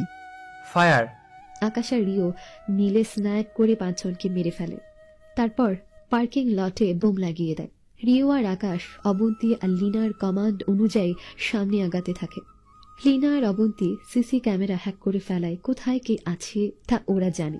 আকাশ আর রিও একে একে অনেক শত্রুকে মেরে ফেলে আর বোমা সেট করতে থাকে। এদিকে চিংম্যানচোর কাছে খবর এসে পড়ে আর শুরু হয় ভয়ঙ্কর সময়। মেশিন গান নিয়ে নামিয়ে দেয় লোকদের। আকাশ আর রিও ওদের বেস্ট দিয়ে লড়াই করছে। গ্রেনেড মেরে অনেক শত্রুকে মেরে ফেলে ওরা। চিংম্যানচো যখন বুঝতে পারে যে আর পারবে না, তখন সে হেলিকপ্টার নিয়ে পালাতে শুরু করে। আকাশ আর রিও চিংম্যানচোর পুরো সিক্রেট বেজের টাইম বোম লাগিয়ে দিয়েছে। চিংম্যানচোকে ধরতে না পারায় ওরা বোম অ্যাক্টিভেট করে বাইরে আসে দ্রুত। আকাশ গাড়ির কাছে এসে পেছন থেকে লকেট লঞ্চার বের করে দ্রুত গাড়ি চালিয়ে জায়গা ছাড়তে বলে। আকাশের গাড়ি মডিফাইড হওয়ায় গাড়ির ছাদ খুলে চিংম্যানচোর হেলিকপ্টার বরাবর রকেট লঞ্চ আর সাথে সাথে হেলিকপ্টার সহ চিংম্যানচোর সিক্রেট বেস সব ধ্বংস হয়ে যায়। বিশাল বড় ধামাকা হয় শহরের বাইরে। অবন্তী, আকাশ, রিও আর লিনা শান্তির নিঃশ্বাস নেয়। টানা 2 ঘন্টা ধরে হার্ড মিশন চালিয়ে রিও আর আকাশ মিশন কমপ্লিট করে। যে মেইন কালপ্রিট চিংম্যানচো সে পালিয়ে যেত, কিন্তু আকাশের দক্ষতার জন্য সেও মারা গেল। আকাশ ওর সিক্রেট বেজে মানে কমান্ডার মুশারফ হোসেনের কাছে খবর পাঠিয়ে দেয় যে মিশন কমপ্লিট। এছাড়া চিংম্যানচোর সাথে জড়িত সবার ইনফরমেশন আকাশ নিয়ে নেয়। তাদেরও ব্যবস্থা করা হবে। রিও বলছে, আকাশ, আজ তোমার বুদ্ধির প্রশংসা করতেই হবে। এত সুন্দর একটা মাস্টার প্ল্যান না করলে আমরা কখনোই চিংম্যানচোকে শেষ করতে পারতাম না। সব সম্ভব হয়েছে আমাদের টিম ওয়ার্কের জন্য। হ্যাঁ। এরপর আকাশ আর অবন্তী রিও আর লিনাকে বিদায় দিয়ে বাংলাদেশ চলে আসে। অনেক কঠিন একটা মিশন শেষ করেছে ওরা। শুনতে নর্মাল হলেও ফিল্ডে থেকে মিশন কমপ্লিট করা অনেক কঠিন। আকাশ আর অবন্তী ওদের সিক্রেট বেজে আসে। কমান্ডার মুশারফ হোসেন ওদের অপেক্ষায় ব্যাকুল হয়েছিলেন। ওদের দুজনকে দেখা মাত্রই বুকে জড়িয়ে ধরেন আর বলেন, পেরেছো, তোমরা পেরেছো, সাব্বাস। ইতিহাসের পাতায় স্মরণীয় হয়ে থাকবে আমাদের এই অ্যাচিভমেন্ট। সাব্বাস এজেন্ট শ্যাডো আর রেড রোজ, স্যালুট তোমাদের। তোমরা জানো না তোমরা কত মানুষের জীবন বাঁচিয়েছো। এই চিংম্যানচোর ড্রাগস নিয়ে কত কত মানুষ মারা যেত, তাদের জীবন ধ্বংস হয়ে যেত। তোমরা পেরেছো তাদের জীবন বাঁচাতে। আমি অনেক খুশি আজ। বলো তোমাদের কি চাই? Thank you sir. আপাতত আমাদের কয়েকদিনের ছুটি চাই। আপনার এজেন্ট রেড রোজকে এজেন্ট শ্যাডো বিয়ে করবে। স্যার আপনি কিন্তু অবশ্যই আসবেন। আমাদের মেন গেস্ট তো আপনি। আসবো না মানে? অবশ্যই আসবো। তোমাদের জন্য অনেক দোয়া রইল। Thank you sir. 5 বছর পর। মাফি, মাফি কই তুমি? নাস্তা করবে না? অবন্তী খাবার নিয়ে মাফিকে খুঁজছে।